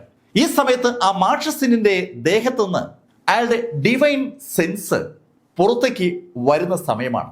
ആ നേസന്റെ സോള് പുറത്തേക്ക് വന്ന ആ സമയത്ത് തന്നെ മാർക്ക് ഫെല്ലർ തൊട്ടടുത്തെത്തി. ആ നേസന്റെ സോളിന് അവിടുന്ന് രക്ഷപ്പെടാൻ കഴിയും മുമ്പ് മാർക്ക് ഫെല്ലർ ആ സോള് കൈപ്പിടിയിൽ ഒതുക്കി. ആ നിമിഷം തന്നെ ആ സോള് കഷ്ണം കഷ്ണമായി ചിതറുകയും ചെയ്തു. മാർക്ക് ആ സോള് കഷ്ണം കഷ്ണമായി ചിതറിപ്പിക്കുന്ന ആ സമയത്ത് മാർക്കിന്റെ കത്തി ദേഹത്തൂടെ കടന്നുപോയ ആ മാർഷൽ സെയിന്റ് അവന്റെ ബോഡിയിലേക്കൊന്ന് സൂക്ഷിച്ചു നോക്കുകയാണ്. ശരിക്കും അവന് പ്രതികരിക്കാൻ കഴിയുമ്പോൾ അവന്റെ ബോഡിയിൽ നല്ലൊരു വര വീണ് കഴിഞ്ഞു. തെറിച്ചു വീണ ആ മാർഷൽ സെയിന്റും അതുപോലെ തലയിൽ ചവിട്ട് കിട്ടി താഴേക്ക് മറിഞ്ഞു വീണ ആ മാർഷൽ സെയിന്റും ഇപ്പോൾ അതാ സ്ഥലത്ത് എഴുതി നിൽക്കുകയാണ്. ആ 3 സംഘം ശരിക്കും ഇപ്പോൾ മുഖാമുഖം നോക്കുകയാണ്. അവരാരും മാർക്ക് ഫെല്ലർ ഈ ശൈലിയിൽ പ്രതികരിക്കുമെന്ന് കരുതിയിരുന്നല്ല. മാർക്കും അവരും തമ്മിൽ മാർഷൽ സെയിന്റുകളുടേതായ ശൈലിയിൽ ഒരു ഏറ്റുമുട്ടൽ ഉണ്ടാകുമെന്നാണ് അവർ കരുതിയത്. പക്ഷെ അതല്ല ഇവിടെ സംഭവിച്ചിരിക്കുന്നത്. മാർക്ക് തികച്ചും അമ്പരപ്പിക്കുന്ന ഒരു അറ്റാക്ക് നടത്തിയിരിക്കുന്നത്. മുഖാമുഖം നോക്കിയ ആ 3 സംഘം പെട്ടെന്ന് അവരുടെ ഇന്റേണൽ എനർജി റിലീസ് ചെയ്തു. ശരിക്കും അതിശക്തമായ ഒരു പ്രഷർ അവരവിടെ ജനറേറ്റ് ചെയ്യുകയാണ്. അവരുടെ ഇന്റഗ്രിറ്റിയെ, അവരുടെ ശക്തിയെ, അവരുടെ ഇതുവരെയുള്ള എക്സ്പീരിയൻസിനെ മുഴുവൻ ഇതാ ഒരു പുതിയ മാർഷൽ ആർട്ടിസ്റ്റ് ചോദ്യം ചെയ്യുകയാണ്. അവൻ മാർഷൽ സെയിന്റ് ആണെന്നൊക്കെ ഉള്ളതൊക്കെ പുതിയ കാര്യമാണ്. അവർക്ക് എക്സ്പീരിയൻസ് കക്ഷികളാണ്. അതുകൊണ്ട് തന്നെ ആ 3 സംഘം മാർക്ക് ഫെല്ലർക്കെതിരെ ആ ഇന്റേണൽ എനർജി റിലീസ് ചെയ്തുകൊണ്ട് അതിവേഗം കുതിച്ചു. അങ്ങനെ കുതിക്കുമ്പോൾ ആ 3 ആളുകളുടെയും കൈകൾ പ്രത്യേക രീതിയിൽ ഒന്ന് ചലിച്ചതിന്റെ ഫലമായി 3 റിങ്ങുകൾ അവിടെ രൂപപ്പെട്ടു. മാർക്ക് ഫെല്ലർ ആ നേസന്റെ സോള് പൊട്ടിച്ചിട്ട് തിരിയുമ്പോഴേക്കും ആ 3 റിങ്ങുകളുമായി ആ 3 സംഘം മാർക്കിനെ വളഞ്ഞു കഴിഞ്ഞു. മാർക്ക് ഒന്ന് നേരെ നിൽക്കുമ്പോഴേക്കും ആ 3 സംഘത്തിന്റെ ആ റിങ്ങുകൾ 3 ഒറ്റ റിങ്ങായി മാറി. ശരിക്കും കോർത്തിണക്കപ്പെട്ട 3 റിങ്ങുകളാണ്. കണ്ടാൽ ഒറ്റ റിങ്ങാണെന്ന് തോന്നുള്ളൂ. ആ റിങ് ഇപ്പോ മാർക്കിന്റെ ചുറ്റുമായി രൂപപ്പെട്ടിരിക്കുകയാണ്. മാർക്കിന് ആ റിങ്ങിനകത്തേക്ക് അവർ കുടുക്കിയിരിക്കുകയാണ്. ആ റിങ്ങിനകത്തേക്ക് കുടുക്കപ്പെട്ട മാർക്കിനെ കണ്ടതും റോജർ ഒന്ന് ചിരിച്ചു. ഗസ്മാൻ കുടുംബത്തിന്റെ ഒരു രഹസ്യ ആക്ടിവിറ്റികളിൽ ഒന്നാണ് ആ റിംഗ് തന്ത്രം. ആ 3 റിങ്ങും ഒരു പ്രത്യേക രീതിയിൽ കമ്പൈൻ ചെയ്തിരിക്കുന്നതാണ്. ഒരു റിങ് നമ്മൾ അഴിക്കാൻ ശ്രമിക്കുമ്പോൾ മറ്റു 2 റിങ്ങും മുറുകും. ഇവിടെ 3 റിങ്ങുകൾ കൊണ്ട് മാർക്ക് ഫെല്ലർ ബന്ധിക്കപ്പെട്ടതുപോലെയായി. മാർക്ക് ഇതാ ബന്ധിക്കപ്പെട്ടു എന്ന് റോജർക്ക് തോന്നിയ ആ നിമിഷത്തിൽ ശരിക്കും ഞെട്ടിപ്പിക്കുന്ന ഒരു കാഴ്ച കൂടി റോജർ കണ്ടു. മാർക്ക് ഫെല്ലറുടെ ബോഡിക്ക് ചുറ്റുള്ള ആ ഗോൾഡൻ പ്രകാശത്തെ മാർക്ക് ഇരു കൈകൾ കൊണ്ടും ഒന്ന് വികസിപ്പിച്ചപ്പോൾ ആ പ്രകാശം ആ റിങ്ങുകളെ ചിതറിപ്പിക്കുകയായിരുന്നു. അതിന്റെ ഫലമായി ആ 3 മാർഷൽ സീറ്റുകളും ഒത്തിരി പുറകോട്ട് മാറി. അവർ തെറിച്ചു വീണില്ല എന്ന് മാത്രം. നേരത്തെ ഒരു സ്റ്റീൽ അറ്റാക്ക് മാർക്ക് നടത്തിയതുകൊണ്ടാണ് അവർക്ക് ഒന്നും ചെയ്യാൻ പറ്റാതെ പോയത്. അവരുടെ കൂട്ടത്തിലെ ഒരു മാർഷൽ സെയിന്റിന് ശരിക്കും ഡിഫൻസ് ചെയ്യാൻ കഴിയും മുമ്പ് ജീവൻ ബലി കൊടുക്കേണ്ടി വന്നതും അതുകൊണ്ടാണ്. ഇപ്പൊ അവർ 3 പേരും ബാലൻസ്ഡ് ആണ്. ആ 3 ആളുകളും വീണ്ടും അവരുടെ കൈ മുകളിലേക്ക് ഉയർത്തി. ആ 3 പേരും ഒരേ സമയത്താണ് മുകളിലേക്ക് കൈ ഉയർത്തിയത്. തൽഫലമായി ഒരു കൂടാരം മാർക്കിന് മുകളിലായി ഉണ്ടായി. ശരിക്കും ഒരു കിളി ഒരു കൂട്ടിൽ വീഴുന്നത് പോലെ പെട്ടെന്നൊരു കൂട് മാർക്കിന് ചുറ്റുമായി ഉണ്ടാവുകയാണ്. കണ്ണഞ്ചിക്കുന്ന വേഗതയിലാണ് ആ കൂട് മാർക്കിന് ചുറ്റും ഉണ്ടായത്. മാർക്കിനെ വീണ്ടും ഇതാ കൂട്ടിലടച്ചു എന്ന് റോജർക്ക് തോന്നുമ്പോൾ തന്നെ ആ കൂട് ചിതറി. മാർക്ക് ഒന്നിനെയും സ്റ്റെബിലൈസ് ചെയ്യാൻ സമ്മതിക്കുന്നില്ല. മാർക്ക് ആ കൂട്ടിനെ ശരിക്കും ബ്രൂട്ടൽ ഫോഴ്സ് ഉപയോഗിച്ച തകർത്തത്. മാർക്കിന്റെ ഒരൊറ്റ ഇടിയിൽ ആ കൂടിലെ അടികളൊക്കെ തരിപ്പണമാവുകയായിരുന്നു. ആ 3 മാർഷൽ സെയിന്റുകളും അവരുടെ ഇന്റേണൽ എനർജി ഉപയോഗിച്ച് സൃഷ്ടിച്ച ആ കൂട് കണ്ണഞ്ചിക്കുന്ന വേഗതയിൽ ചിതറിത്തെറിക്കുന്ന കാഴ്ച വല്ലാത്തൊരു സന്തോഷത്തോടെയാണ് കുറച്ച് പുറകും മാറി നിൽക്കുന്ന പൗലി മാസ്റ്റർ കാണുന്നത്. മാർക്ക് ഫെല്ലറുടെ ഓരോ വളർച്ചയും അവർക്ക് ഒരു വല്ലാത്ത സന്തോഷം ഉണ്ടാക്കുകയാണ്. അവരൊരു ഹാഫ് മാർഷൽ സെയിന്റ് ആണ്. അതുകൊണ്ട് തന്നെ അവിടെ നടക്കുന്ന ആ ആക്ടിവിറ്റിയുടെ ആകെത്തുക അവർക്ക് നന്നായി മനസ്സിലാകും.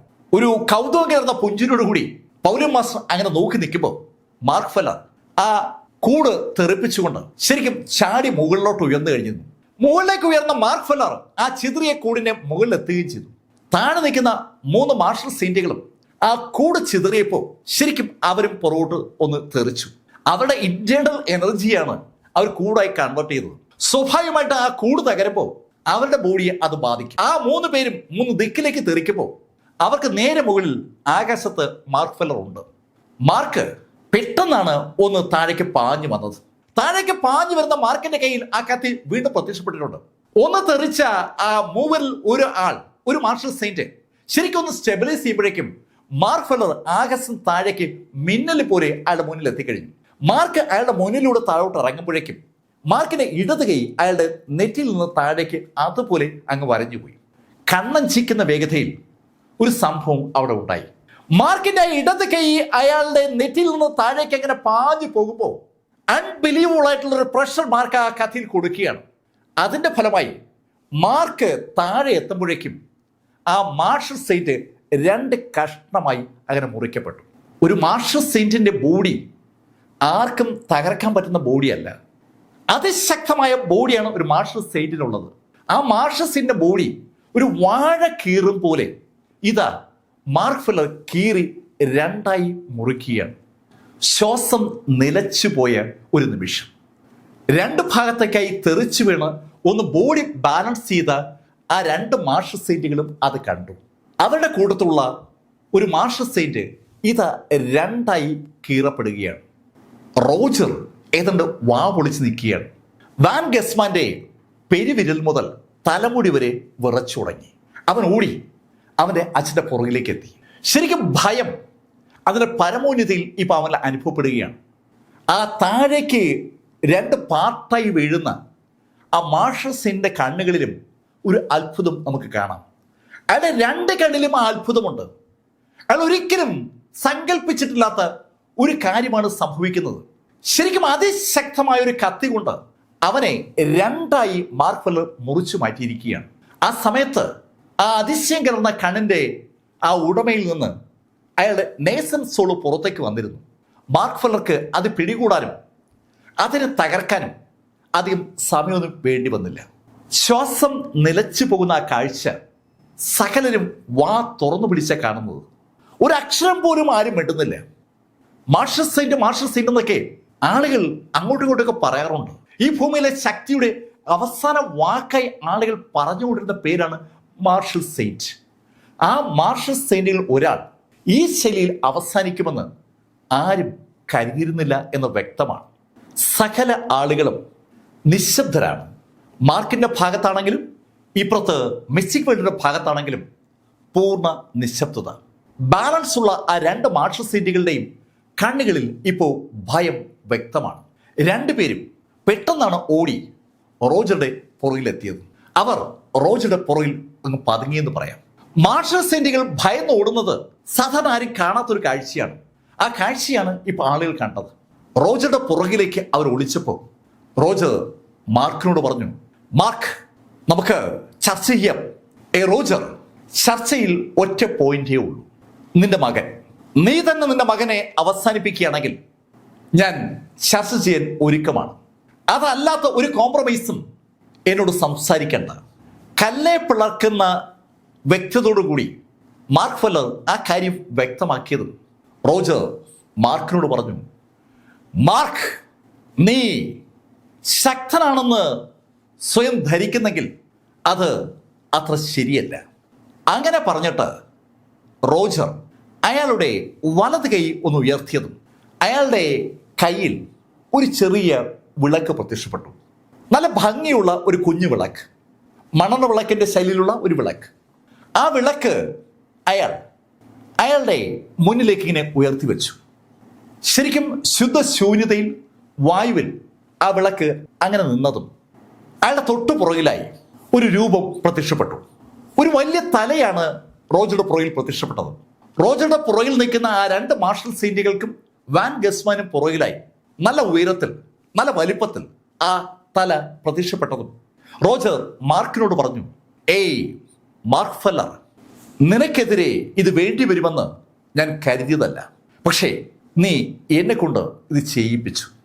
അങ്ങനെ അയാൾ പറയുമ്പോഴേക്കും മാർക്കിന്റെ പുറകിലുണ്ടായിരുന്ന ആ ഹെവൻലി ഗേറ്റുകാർക്കും അതുപോലെ ഷെനിയാനിക്കിനും പൗലിൻ മാസ്റ്റർക്കൊക്കെ ഒരു പ്രഷർ അനുഭവപ്പെട്ടു തുടങ്ങിയാണ്. ശരിക്കും അതിശക്തമായ ഒരു പ്രഷറാണ് അവരുടെ മുകളിൽ അനുഭവപ്പെടുന്നത്. ആരോ അവരെ പിടിച്ച് താഴേക്ക് ബലമായി താക്കുന്നത് പോലെ ഒരു ഫീല് അവർക്ക് അനുഭവപ്പെടുകയാണ്. അതിശക്തമായ പ്രഷർ അവർക്ക് മുകളിൽ അനുഭവപ്പെടുമ്പോൾ മാർക്ക് ഫെല്ലർക്കും അതേ പ്രഷർ അനുഭവപ്പെട്ടു തുടങ്ങി. മാർക്കിന്റെ ബോഡിയിൽ ശക്തമായി ആരോ പ്രസ് ചെയ്യുന്ന ഒരു ഫീലാണ് മാർക്കിനും അനുഭവപ്പെടുന്നത്. മാർക്ക് പക്ഷേ കാലുകൾ തറയിൽ ഉറപ്പിച്ച് പിടിച്ചിരിക്കുകയാണ്. മാർക്കിന്റെ ബോഡിയിൽ ശക്തമായ പ്രഷർ അനുഭവപ്പെടുമ്പോൾ അതിനെ പ്രതിരോധിക്കാൻ മാർക്ക് ശ്രമിക്കുന്നുണ്ടെങ്കിലും ഹെവൻലി ഗേറ്റുകാർക്ക് അതങ്ങോട്ട് പറ്റുന്നില്ല. അവരിൽ പലരും ആ പ്രഷർ സഹിക്കാൻ വയ്യാതെ പതുക്കെ പതുക്കെ താഴേക്ക് വീണു തുടങ്ങി. ശക്തമായ ആ പ്രഷർ ഷെനിയാനിക്കിലും അതുപോലെ പൗലിൻ മാസ്റ്റർ പുറത്തൊക്കെ അനുഭവപ്പെടുന്നുണ്ട്.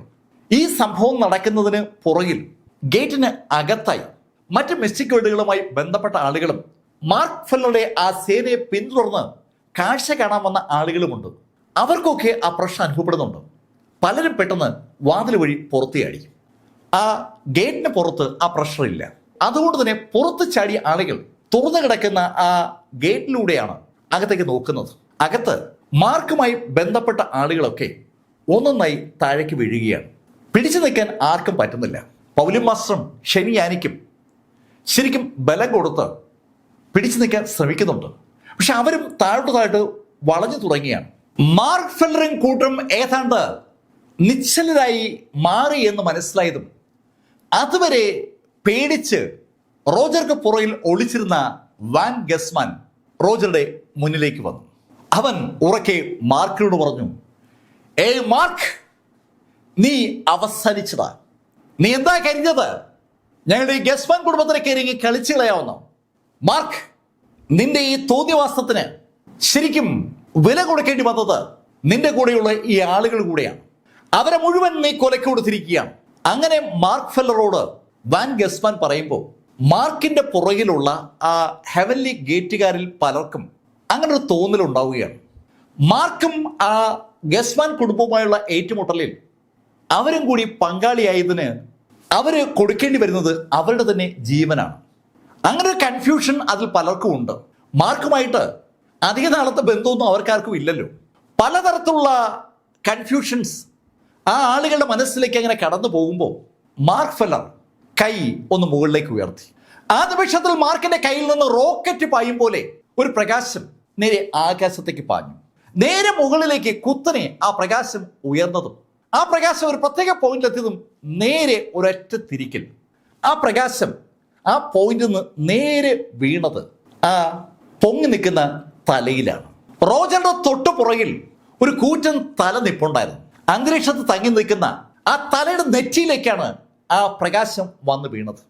ശരിക്കും ഒരു റോക്കറ്റ് വന്ന് പതിക്കുന്ന അതേ ശൈലിയിൽ ആ പ്രകാശം വന്ന് പതിക്കുകയായിരുന്നു. ആ പ്രകാശം അതിശക്തമായി ആ തലയിൽ വന്ന് പതിച്ചതും ആ തല ചിതറിയതും ഒരേ നിമിഷത്തിലാണ്. ആ തല ചിതറിയ ആ നിമിഷത്തിൽ പെട്ടെന്നാണ് ആളുകളുടെ മുകളിലുണ്ടായിരുന്ന പ്രഷറിന് ഒരു മാറ്റം അനുഭവപ്പെട്ടു തുടങ്ങിയത്. ആ തല ചിതറുമ്പോൾ സ്വാഭാവികമായി തന്റെ തലയ്ക്ക് മുകളിലൂടെ കടന്നു പോകുന്ന പ്രകാശത്തെ കണ്ട റോജർ ആ കാഴ്ച കണ്ടു. തൊട്ടു പുറകിൽ അയാളുടെ മാന്ത്രിക സൃഷ്ടി ആ തല ചിതറി ചെറു കഷ്ണങ്ങളാകുന്നത്. ഈ സമയത്ത് മാർക്ക് ഫെല്ലർ മുന്നോട്ട് കുതിക്കുകയും ചെയ്തു. പൊട്ടിച്ചിതറിയ തലയിലേക്ക് നോക്കിയ റോജർ തിരിയുമ്പോഴേക്കും അയാളുടെ മുന്നിലുണ്ടായിരുന്ന ആ റാന്തൽ മാർക്കിന്റെ കയ്യിലിരിക്കുകയാണ്. മാർക്ക് ഫെല്ലർ എപ്പോ എങ്ങനെ ആ റാന്തൽ കൈക്കലാക്കിയെന്ന് അയാൾക്ക് പോലും പറയാൻ പറ്റാത്ത അവസ്ഥ. ശരിക്കും ഇതൊക്കെ അതിവേഗത്തിലാണ് സംഭവിച്ചത്. ആ റാന്തൽ കൈക്കലാക്കിയ മാർക്ക് ഫെല്ലർ റോജറോട് പറഞ്ഞു, ഈ പരിപാടിയൊക്കെ കാണിച്ച് നീ പിടിച്ചു നിൽക്കാൻ ശ്രമിച്ചത് എന്നോടായിപ്പോയി എന്നുള്ളതാണ് നിന്റെ പ്രശ്നം. അങ്ങനെ പറഞ്ഞിട്ട് മാർക്ക് ഫെല്ലർ ആ റാന്തൽ തറയിലിട്ട് ഒരൊറ്റ ചവിട്ട്. ആ റാന്തലിൽ മാർക്ക് ഫെല്ലർ ആഞ്ഞ് ചവിട്ടുമ്പോൾ റോജർ ഉറക്കെ വിളിക്കുകയാണ്, ഏയ് മാർക്ക്, അരുത് അരുത്, അത് തകർക്കരുത്. അയാളുടെ ആ ഗസ്മാൻ കുടുംബത്തിന്റെ എന്തോ രഹസ്യങ്ങൾ അടങ്ങിയ, അല്ലെങ്കിൽ ആ എല്ലാ കാര്യങ്ങളും നിയന്ത്രിക്കാൻ കഴിയുന്ന എന്തോ സംഭവമാണ് അതെന്ന് തോന്നിപ്പിക്കുന്ന ശൈലിയിലാണ് ഗസ്മാന്റെ ആ വിളി. പക്ഷെ മാർക്ക് അതിന് ചെവി പോലും കൊടുക്കാതെ ഒരൊറ്റ ചവിട്ട്. ആ നിമിഷത്തിൽ സകലരുടെ മുകളിലും ഉണ്ടായിരുന്ന പ്രഷർ ഉടൻ തന്നെ അപ്രത്യക്ഷമായി. എല്ലാ ആളുകൾക്കും ഒരു ആശ്വാസം. പക്ഷേ മാർക്കിന്റെ തൊട്ടു മുന്നിലുള്ള വാൻ ഗസ്മാനും ആ രണ്ട് മാർഷൽ സെയിന്റുകളും ഈയര് പോലെ വിറയ്ക്കുകയാണ്. റോജർ മാർക്കിനോട് പറഞ്ഞു, മാർക്ക് പ്ലീസ്, നമുക്ക് ഇതിവിടെ അവസാനിപ്പിക്കാം. റോജർ അങ്ങനെ പറഞ്ഞതും മാർക്ക് റോജറിനോട് പറഞ്ഞു, റോജർ, നീ തെറ്റ് ചെയ്തു ഇല്ലയോ എന്നുള്ളത് ഇനി പ്രസക്തമല്ല. നിന്റെ ഈ തോന്നിവാസിയായ മകനെ നേരെ വളർത്താൻ നീ ശ്രമിക്കാത്തത് നിന്റെ അക്ഷാന്തികമായ തെറ്റാണ്. മക്കൾ മോശമായാൽ ശിക്ഷ അവരുടെ മാതാപിതാക്കൾക്കും ലഭിക്കണം. ഇവൻ ചെയ്തു കൂട്ടിയ കുഴപ്പങ്ങൾക്ക് നീയും ഉത്തരവാദിയാണ്. അതിന് ശിക്ഷ നീ അനുഭവിച്ചേ പറ്റൂ. അങ്ങനെ മാർക്ക് പറയുമ്പോഴേക്കും മാർക്കിന്റെ വലത് കൈ മാർക്ക് കാഷ്വലായിട്ട് ഒന്ന് വീശി. ആ നിമിഷത്തിൽ ഒരു പ്രകാശം മാർക്കിന്റെ കയ്യിൽ നിന്ന് നേരെ വാൻ ഗസ്മാന്റെ നെഞ്ചി പതിച്ചു. റോജർക്ക് എന്തെങ്കിലും പറയാൻ കഴിയുമ്പോൾ അയാളുടെ കൺമുമ്പിൽ നിൽക്കുന്ന ആ വാൻ ഗസ്മാന്റെ നെഞ്ചിലേക്ക് പതിച്ച ആ പ്രകാശം ശരിക്കും ഒരു പീരങ്കി വെടിയുണ്ട ശൈലിയിൽ അവന്റെ നെഞ്ച് തുളച്ച് അങ്ങ് കടന്നുപോയി. ഒരു വലിയ വെടിയുണ്ട വാൻ ഗസ്മാന്റെ ബോഡി പതിച്ചതുപോലെ അവന്റെ നെഞ്ചും വയറും ഉൾപ്പെടുന്ന ആ ഭാഗം ഏതാണ്ട് പൂർണ്ണമായും ശൂന്യമായിരിക്കുകയാണ്. അവന്റെ കൈകൾ ഇപ്പോഴും അതുപോലെ തന്നെയുണ്ട്. കൈകൾക്ക് താഴെ വാരിയെല്ലിന്റെ മുകൾ ഭാഗമുണ്ട്, ബാക്കി താഴെ ഒന്നുമില്ല. ഏതാണ്ട് വയറിന്റെ പകുതി മുതൽ പിന്നെയും താഴേക്കുണ്ട്. ഈ സൈഡൊക്കെ അതുപോലെ ഉണ്ട്. ഒരു വലിയ കുഴി അവന്റെ ബോഡിയിൽ ഉണ്ടായിരിക്കുകയാണ്. വാൻ ഗസ്മാന് അപ്പോഴും ബോധമുണ്ട്. ശരിക്കും അവന്റെ ബോഡിയിൽ വേദന അവൻ അറിയുന്നതിന് തൊട്ടു മുന്നേ അവൻ കുനിഞ്ഞു നോക്കുമ്പോൾ ശരിക്കും ഒരു ഞെട്ടൽ അവന് അനുഭവപ്പെടുകയാണ്. അവന്റെ ബോഡി നടുക്കില്ല, ചുറ്റും ഒരു കവർ മാത്രമുണ്ട്. വാൻ ഗസ്മാൻ കുനിഞ്ഞ് അവന് നെഞ്ചിലേക്ക് നോക്കിയിട്ട് തല ഒന്ന് ഉയർത്തി. വിശ്വസിക്കാനാവാത്ത ഒരു ഭാവം ഇപ്പോൾ വാൻ ഗസ്മാന്റെ കണ്ണുകളിലുണ്ട്. ഈ സമയത്ത് ആ രണ്ട് മാർഷൽ സെയിന്റുകളും റോജറും നിശ്ചലരായി ആ കാഴ്ച കണ്ടു നിൽക്കുകയാണ്. അവർക്ക് ഒന്നും ചെയ്യാൻ പറ്റാത്ത ഒരു നിമിഷം. അവർ മൂന്ന് പേരും കണ്ടുകൊണ്ട് നിൽക്കേ വാൻ ഗസ്മാൻ ഇതുപോലെ ആക്രമിക്കപ്പെടുമെന്ന് അവരാരും കരുതിയിരുന്നില്ല എന്ന് അവരുടെ മുഖഭാവം വിളിച്ചു പറയുകയാണ്. തികച്ചും അമ്പരപ്പോടെ മാർക്ക് ഫെല്ലറെ വാൻ ഗസ്മാൻ അങ്ങനെ നോക്കുമ്പോൾ മാർക്ക് തിരിഞ്ഞ് പൗലി മാസ്റ്റർ നോക്കി. പൗലി മാസ്റ്റർ, ഇവനെ കൊല്ലാനുള്ള അവകാശം നിങ്ങൾ രണ്ടുപേർക്കുമാണ്. ഷെനിയാനിക്കിനെയും പൗലി മാസ്റ്റർ നോക്കിയിട്ടാണ് മാർക്ക് ഫെല്ലർ അത് പറഞ്ഞത്. അത് കേട്ടതും ഷെനിയാനിക് മാർക്കിനോട് പറഞ്ഞു, മാർക്ക്, അവനെ കാണുന്നത് പോലും എനിക്ക് ചതുർത്ഥിയാണ്. അവനെ കാണാൻ എനിക്ക് വയ്യ. അതുപോലെ തന്നെ പൗലി മാസ്റ്റർ പറഞ്ഞു, മാർക്ക്, നീ തന്നെ അവനെ തീർത്തേക്ക്. ശരിക്കും ദേഹത്ത് ഒരു ഹോള് വീണ് നിൽക്കുന്ന വാൻ ഗസ്മാന് ഇപ്പോൾ വാക്കുകൾ പുറത്തേക്ക് വരുന്നില്ല. അവൻ ഏതാനും സെക്കൻഡുകൾക്കകം താഴെ വീണ് മരണപ്പെടുമെന്ന് അവന് തന്നെ അറിയാം. അവൻ അങ്ങനെ നോക്കി നിൽക്കുമ്പോൾ മാർക്ക് ഫെല്ലർ മാർക്കിന്റെ വലത് കൈ ഒന്ന് താഴ്ത്തി. പെട്ടെന്ന് മാർക്കിന്റെ ആ വലത് കൈ ഒരു കാറ്റ് സൃഷ്ടിച്ചു. ആ കാറ്റ് വന്ന് ഗസ്മാന്റെ മുഖത്തിടിച്ചു. ഗസ്മാൻ വേദന കൊണ്ട് പൊടഞ്ഞു തുടങ്ങുമ്പോഴേക്കും ആ കാറ്റ് അവന്റെ മുഖത്തിടിക്കുകയായിരുന്നു. അതൊരു ഭാഗ്യമായി. കാരണം ആ നിമിഷത്തിൽ അവന്റെ ആ തല അങ്ങ് ചിതറി. ഇല്ലെങ്കിൽ കുറെ നേരം കൂടി അവൻ ആ വേദന സഹിക്കേണ്ടി വന്നനെ. തൻ്റെ മകൻ തൻ്റെ കൺമുമ്പിൽ കൊല്ലപ്പെടുന്ന ആ സംഭവം ലൈവായി കാണുകയാണ് റോജർ. റോജർ ഒന്നും മിണ്ടാതെ മുന്നോട്ട് കുതിച്ചു.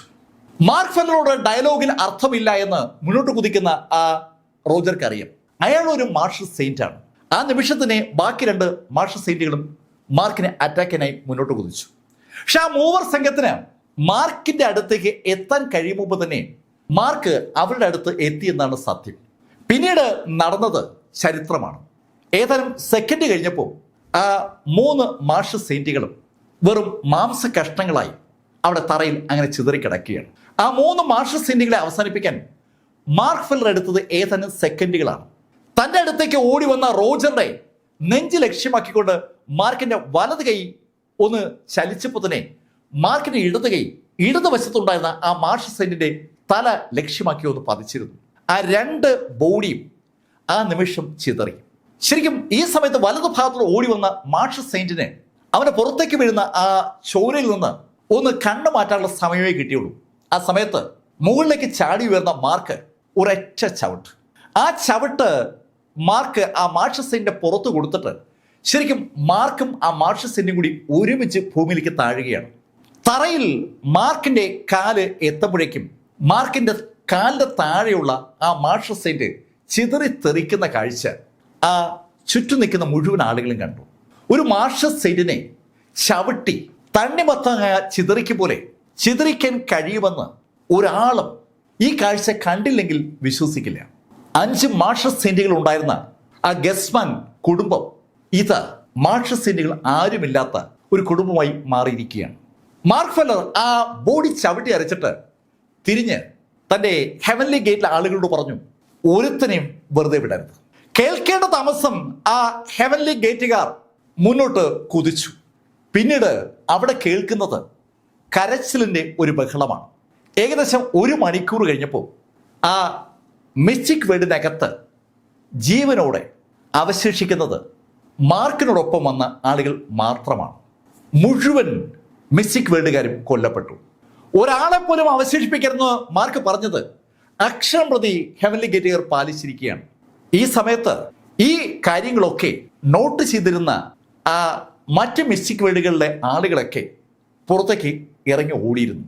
വിശ്വസിക്കാനാവാത്ത ഒരു കാര്യത്തിനാണ് അവർ പലരും ദൃക്സാക്ഷിയായത്.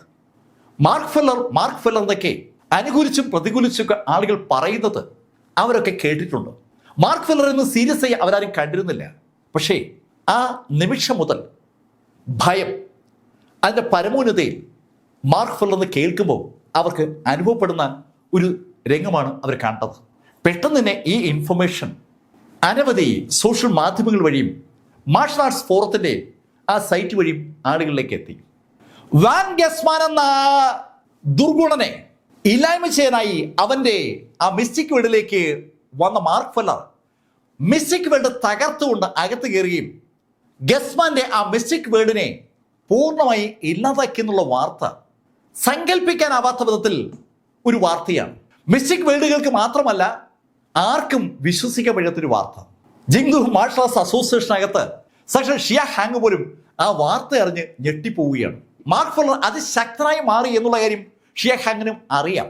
പക്ഷേ 5 മാർഷൽ സെയിന്റുകൾ ഉണ്ടായിരുന്ന ആ ഗസ്മാൻ കുടുംബത്തിനെ തകർത്തെറിയാൻ മാർക്ക് ഫെല്ലർ ആ മിസ്റ്റിക് വേൾഡ് തന്നെ തകർത്തു എന്ന് കേട്ടപ്പോൾ വിശ്വസിക്കാൻ പറ്റാത്ത ഒരു അവസ്ഥയിലാണ് ഷിയ ഹാങ്. എത്ര ആളുകൾ അവിടെ കൊല്ലപ്പെട്ടു എന്നൊന്നും ആർക്കും ഒരു കണക്കുമില്ല. സെക്കൻഡ് മിസ്റ്റിക് വേൾഡിനകത്ത് ഗു ഷീഷൻ ഈ വാർത്ത അറിഞ്ഞു. ഗു ഷീഷനോട് ആ വാർത്ത പങ്കുവെച്ചത് സാക്ഷാൽ ലോർഡ് സീസറാണ്. ആ സീസർ പറഞ്ഞത് കേട്ടതും ഗു ഷീഷൻ ആദ്യം ഒന്ന് അമ്പരന്നു. അതിനുശേഷം അയാൾ പൊട്ടിച്ചിരിച്ചു. ഈ മാർക്ക് ഫെല്ലറെ നേരിടാൻ യഹോവർക്ക് പറ്റില്ല അല്ലേ? ഇവനൊന്നും കരുത്തന്മാരല്ല, വെറുതെ മാർഷൽ സെയിന്റുകൾ എന്ന് പറഞ്ഞ് നടക്കുന്നതാണ്. എന്റെ മുന്നിലെങ്ങാൻ ഈ മാർക്ക് വന്ന് പെട്ടിരുന്നെങ്കിൽ അവനെ ഞാൻ വിരൽ തൂക്കിയെടുത്ത് തറലടിച്ചനെ. വെറും ഒരു കീടമല്ലേ അവൻ. ഗൂഷേഷൻ അത് പറയുമ്പോൾ അറിയാതെ സീസർ ആലോചിച്ചു പോകുന്നതും ആ കാര്യമാണ്. മോന് പറ്റിയ അച്ഛൻ. രണ്ടുപേരും തള്ളുന്ന കാര്യത്തിൽ ഒട്ടും പിന്നിലല്ല. ശരിക്കും 5 മാർഷൽ സൈന്യങ്ങളെ തകർത്തെറിഞ്ഞ് മാർക്ക് ഫെല്ലർ നേരിടാനുള്ള കപ്പാസിറ്റി തനിക്ക് പോലും ഇല്ല എന്ന യാഥാർത്ഥ്യം സീസർക്കും അറിയാം. ഗൂശേഷനും അതുപോലെ സീസറും കൂടി അങ്ങനെ സംസാരിച്ചുകൊണ്ടിരിക്കുമ്പോൾ പെട്ടെന്നാണ് അവരുടെ മുറിയിൽ ഒരു ശബ്ദം കേട്ടത്. ശബ്ദം കേട്ട് രണ്ടുപേരും നോക്കുമ്പോഴേക്കും ആ മുറിയിൽ ഒരു രൂപം പ്രത്യക്ഷപ്പെടുകയാണ്. ഹൈറപ്സിൽ ഒരാളുടെ രൂപമാണ് ഒരു പ്രൊജക്റ്റഡ് രൂപമായി അവരുടെ മുന്നിൽ പ്രത്യക്ഷമായത്. ആ രൂപത്തെ കണ്ടതും സീസറും അതുപോലെ ശീഷനും വണങ്ങി. ഏയ് ശീഷൻ, ഞാൻ ഇപ്പോൾ വന്നത് ഒരു കാര്യം സൂചിപ്പിക്കാനാണ്. നമുക്ക് ആ മാർക്ക് ഫെല്ലറുമായി ഒരു കാര്യം ചർച്ച ചെയ്യണം. ഹൈറപ്സ്, അങ്ങ് എന്താ ഉദ്ദേശിക്കുന്നത്? ഏയ് ശീഷൻ, ഞാൻ പറഞ്ഞതുപോലെ നീ ചെയ്യും. മാർക്കിനെ ഞങ്ങൾ കാണാൻ ആഗ്രഹിക്കുന്നു എന്ന് അവനെ അറിയിക്കും. മാർക്ക് ഫെല്ലർ ഗ്രീൻമൂൺ വില്ലയിൽ ഇരിക്കുമ്പോഴാണ് മാർക്കിന് ഷിയ ഹാങ്ങിന്റെ ഫോൺ വരുന്നത്. മാർക്ക്, ഹൈറപ്സ് നിന്നെ കാണാൻ ആഗ്രഹം പ്രകടിപ്പിച്ചിരിക്കുകയാണ്. അത് കേട്ടപ്പോൾ മാർക്കിനൊരു അതിശയം. മാർക്കിന്റെ പ്രഖ്യാപിത എതിരാളികളിൽ പെട്ടതാണ് ജിങ്ദു മാർഷൽ ആർട്സ് അസോസിയേഷൻ. ആ അസോസിയേഷന്റെ തലപ്പത്തുള്ള ആ 8 ഹൈറപ്സും മാർക്കിനെ കാണാൻ ആഗ്രഹിക്കുന്നു എന്ന് പറഞ്ഞതും മാർക്ക് ഷിയ ഹാങ്ങിനോട് പറഞ്ഞു, ഓക്കെ, ഞാൻ വരാം. പിറ്റേന്ന് തന്നെ മാർക്ക് ഫെല്ലർ ന്യൂ സെലസിൽ എത്തി. മാർക്ക് ഷിയ ഹാങ്ങിന്റെ മുറിയിലെത്തുമ്പോൾ ഷിയ ഹാങ് മാർക്കിനെ പ്രതീക്ഷിച്ചിരിക്കുകയാണ്. മാർക്ക് ബാ. കണ്ടോട് തന്നെ ഷിയ ഹാങ് മാർക്കിനെ വിളിച്ചുകൊണ്ട് ആ കോൺഫറൻസ് മുറിയിലെത്തി. മാർക്ക് ആ കോൺഫറൻസ് മുറിയിൽ എത്തിയതുടൻ ഒരു കസേരയിലേക്ക് ഇരുന്നു. കസേരയിലേക്ക് ഇരുന്ന മാർക്ക് ഫെല്ലർ കാല് രണ്ടും എടുത്ത് ആ ടേബിളിന്റെ മുകളിലേക്ക് വെച്ചു. ആ കസേരയുടെ മറുഭാഗത്ത് ആ 8 കസേരകളിൽ ആ ശബ്ദങ്ങളുടെ ഉടമകളുണ്ട്. അവരുടെ രൂപമില്ലെങ്കിലും അവരവിടെ ഉണ്ടെന്ന് വ്യക്തമാകുന്ന പ്രകാശം തെളിഞ്ഞു നിൽക്കുകയാണ്. മാർക്ക് ആ പ്രകാശത്തിലേക്ക് നോക്കിയിട്ട് ഉറക്കെ അവരോട് ചോദിച്ചു, ആ എന്താ നിങ്ങൾക്ക് എന്നോട് പറയാനുള്ളത്? മാർക്കിന്റെ ധിക്കാരപരമായ ആ സംഭാഷണവും ആ രീതിയും സ്വാഭാവികമായും മറുഭാഗത്തിരിക്കുന്ന ആ 8 ഹൈറപ്സുകൾക്കും ഒരു അസ്വസ്ഥത ഉണ്ടാക്കിയെങ്കിലും അവരിൽ ഒരാൾ മാർക്കിനോട് പറഞ്ഞു, ഏയ് മാർക്ക് ഫെല്ലർ, ഞങ്ങൾ നിന്നെ കാണണമെന്ന് ആഗ്രഹിച്ചത് ഒരു കാര്യം സംസാരിക്കാമെന്ന ഉദ്ദേശത്തിലാണ്. ഏയ് ഹൈറപ്സ്, വളച്ചു കിട്ടില്ലാതെ കാര്യം പറ. മാർക്ക്, ഈ ജിങ്ദു മാർഷൽ ആർട്സ് അസോസിയേഷൻ നിനക്ക് വിട്ടുതരാൻ ഞങ്ങൾ ആഗ്രഹിക്കുകയാണ്. അത് കേട്ടതും മാർക്ക് കൗതുകത്തോടെ ആ 8 കസേരയിലേക്ക് നോക്കി. അതിനുശേഷം മാർക്ക് അവരോട് പറഞ്ഞു, ഈ കാര്യം നേരത്തെ ഒരു തവണ നമ്മൾ തമ്മിൽ സംസാരിച്ചതാണ്. അന്ന് ഞാൻ എൻ്റെ അഭിപ്രായവും പറഞ്ഞതാണ്. സെക്കൻഡ് മിസ്റ്റിക് വേൾഡ് എനിക്ക് തരികയാണെങ്കിൽ നിങ്ങളുടെ ഈ ആവശ്യം പരിഗണിക്കാമെന്നാണ് അന്ന് ഞാൻ പറഞ്ഞത്. അങ്ങനെ മാർക്ക് പറഞ്ഞതും മറുഭാഗത്തുനിന്ന് അതിന് മറുപടി വന്നു, മാർക്ക്, അതും ഞങ്ങൾ അനുവദിക്കാം. സെക്കൻഡ് മിസ്റ്റിക് വേൾഡ് കൂടി മാർക്കിന് വിട്ടുകൊടുത്തുകൊണ്ട് ജിങ്ദു മാർഷൽ ആർട്സ് അസോസിയേഷൻ മാർക്കിനെ ഏൽപ്പിക്കാമെന്നാണ് ആ ഹൈറപ്സ് പറയുന്നത്. അത് കേട്ടതും മാർക്ക് അവരോട് പറഞ്ഞു, ഹേയ്, നിങ്ങൾ ഈ പറയുന്ന പരിപാടികൾക്ക് ഞാൻ നിന്ന് തന്നാൽ എന്നെ ഉപയോഗിച്ച് വീണ്ടും ചെയ്യാൻ പാടില്ലാത്ത കാര്യങ്ങൾ ചെയ്യിക്കാനല്ലേ നിങ്ങൾക്ക് ഈ അസോസിയേഷൻ? അതുകൊണ്ട് അത് പക്ഷെ എനിക്ക് അനുവദിക്കാനാവില്ല. നിങ്ങളുടെ ഈ അസോസിയേഷൻ ഇനി വേണ്ട. അതാ എൻ്റെ തീരുമാനം. അങ്ങനെ മാർക്ക് പറഞ്ഞതും ഒരു സ്ത്രീ ശബ്ദം മാർക്കിനോട് പറഞ്ഞു, ഏയ് മാർക്ക് ഫെല്ലർ, ഞങ്ങൾ നിന്നോട് ഒരു കാര്യം ആവശ്യപ്പെട്ടു എന്ന് കരുതി ഞങ്ങൾക്ക് നിന്നെ ഒന്നും ചെയ്യാൻ കഴിയില്ല എന്ന് നീ ധരിക്കുന്നുവെങ്കിൽ അത് തെറ്റാണ്. ഹൈറപ്സ്, അതിനെന്താ സംശയം? നിങ്ങൾക്ക് എന്തെങ്കിലും ചെയ്യാൻ കഴിയുമായിരുന്നെങ്കിൽ നിങ്ങൾ നേരത്തെ ചെയ്തനെ. പിന്നെ നിങ്ങൾ ചെയ്തതിനൊക്കെയും മറുപടി നിങ്ങൾ തന്നെ പറഞ്ഞേ പറ്റൂ. നിങ്ങൾ എൻ്റെ എമിലിയെ കൊല്ലാക്കൊല ചെയ്തു.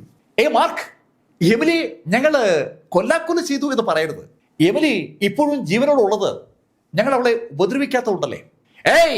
എമിലി ബ്ലാക്കിനെ നിങ്ങൾ എന്ത് ചെയ്തു എന്നുള്ള കാര്യം നിങ്ങൾക്കും എനിക്കും അറിയാം. അതിന് നിങ്ങൾ ഇന്നല്ലെങ്കിൽ നാളെ ഉത്തരം പറഞ്ഞേ തീരൂ.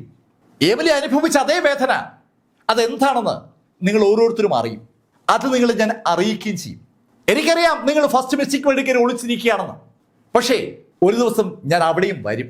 അത് നിങ്ങളുടെ 8 എണ്ണത്തിനെയും ഞാൻ അവസാനിപ്പിക്കും. അത് കേട്ടപ്പോൾ ആ സ്ത്രീ ശബ്ദം ഒരിക്കൽ കൂടി പറഞ്ഞു, മാർക്ക്, അപ്പോ സന്ധ്യസംഭാഷണങ്ങൾക്ക് ഒരു സാധ്യതയുമില്ല എന്ന് നീ തീർത്തു പറഞ്ഞ സ്ഥിതിക്ക് നിന്നെ അവസാനിപ്പിക്കാൻ ഞങ്ങൾ ശ്രമിക്കുമെന്നുള്ള കാര്യത്തിൽ നിനക്ക് സംശയമില്ലല്ലോ. ഏയ്, നിങ്ങൾ എന്നെ അവസാനിപ്പിക്കാൻ ഇന്നോ ഇന്നലെയോ അല്ലല്ലോ ശ്രമം തുടങ്ങിയത്. നിങ്ങൾക്ക് ഞാൻ എപ്പോഴും എതിരാണ്. നിങ്ങളെ അവസാനിപ്പിച്ചാൽ മാത്രമേ എന്റെ ലക്ഷ്യത്തിന് ഒരു അന്ത്യമുണ്ടാവും. നിങ്ങളുടെ അന്ത്യം അത് ഇവിടെ വെച്ച് വേണോ, സെക്കൻഡ് മിസ്റ്റേക്ക് വേണ്ടി വെച്ച് വേണോ, ഫസ്റ്റ് മിസ്റ്റേക്ക് വേണ്ടി വെച്ച് വേണോ, അതൊക്കെ തീരുമാനിക്കേണ്ടത് നിങ്ങളാണ്. ഞാനും നിങ്ങളും തമ്മിൽ കാണുന്ന ആ ദിവസം അന്നായിരിക്കും നിങ്ങളുടെ അന്ത്യം. അങ്ങനെ പറഞ്ഞിട്ട് മാർക്ക് ഫെല്ലർ അതിവേഗം ആ മുറിയിൽ നിന്ന് പുറത്തിറങ്ങി. മാർക്ക് ഫെല്ലർ അവിടുന്ന് പുറത്തേക്ക് പാഞ്ഞു വരുമ്പോൾ പുറത്ത് ഷിയ ഹാങ് നിൽക്കുകയാണ്. ഷിയ മാർക്കിനോട് പറഞ്ഞു, മാർക്ക്, ആ ഹയറപ്സ് പോവാൻ പറഞ്ഞ അവന്മാര് ഭീരുക്കളല്ലേ.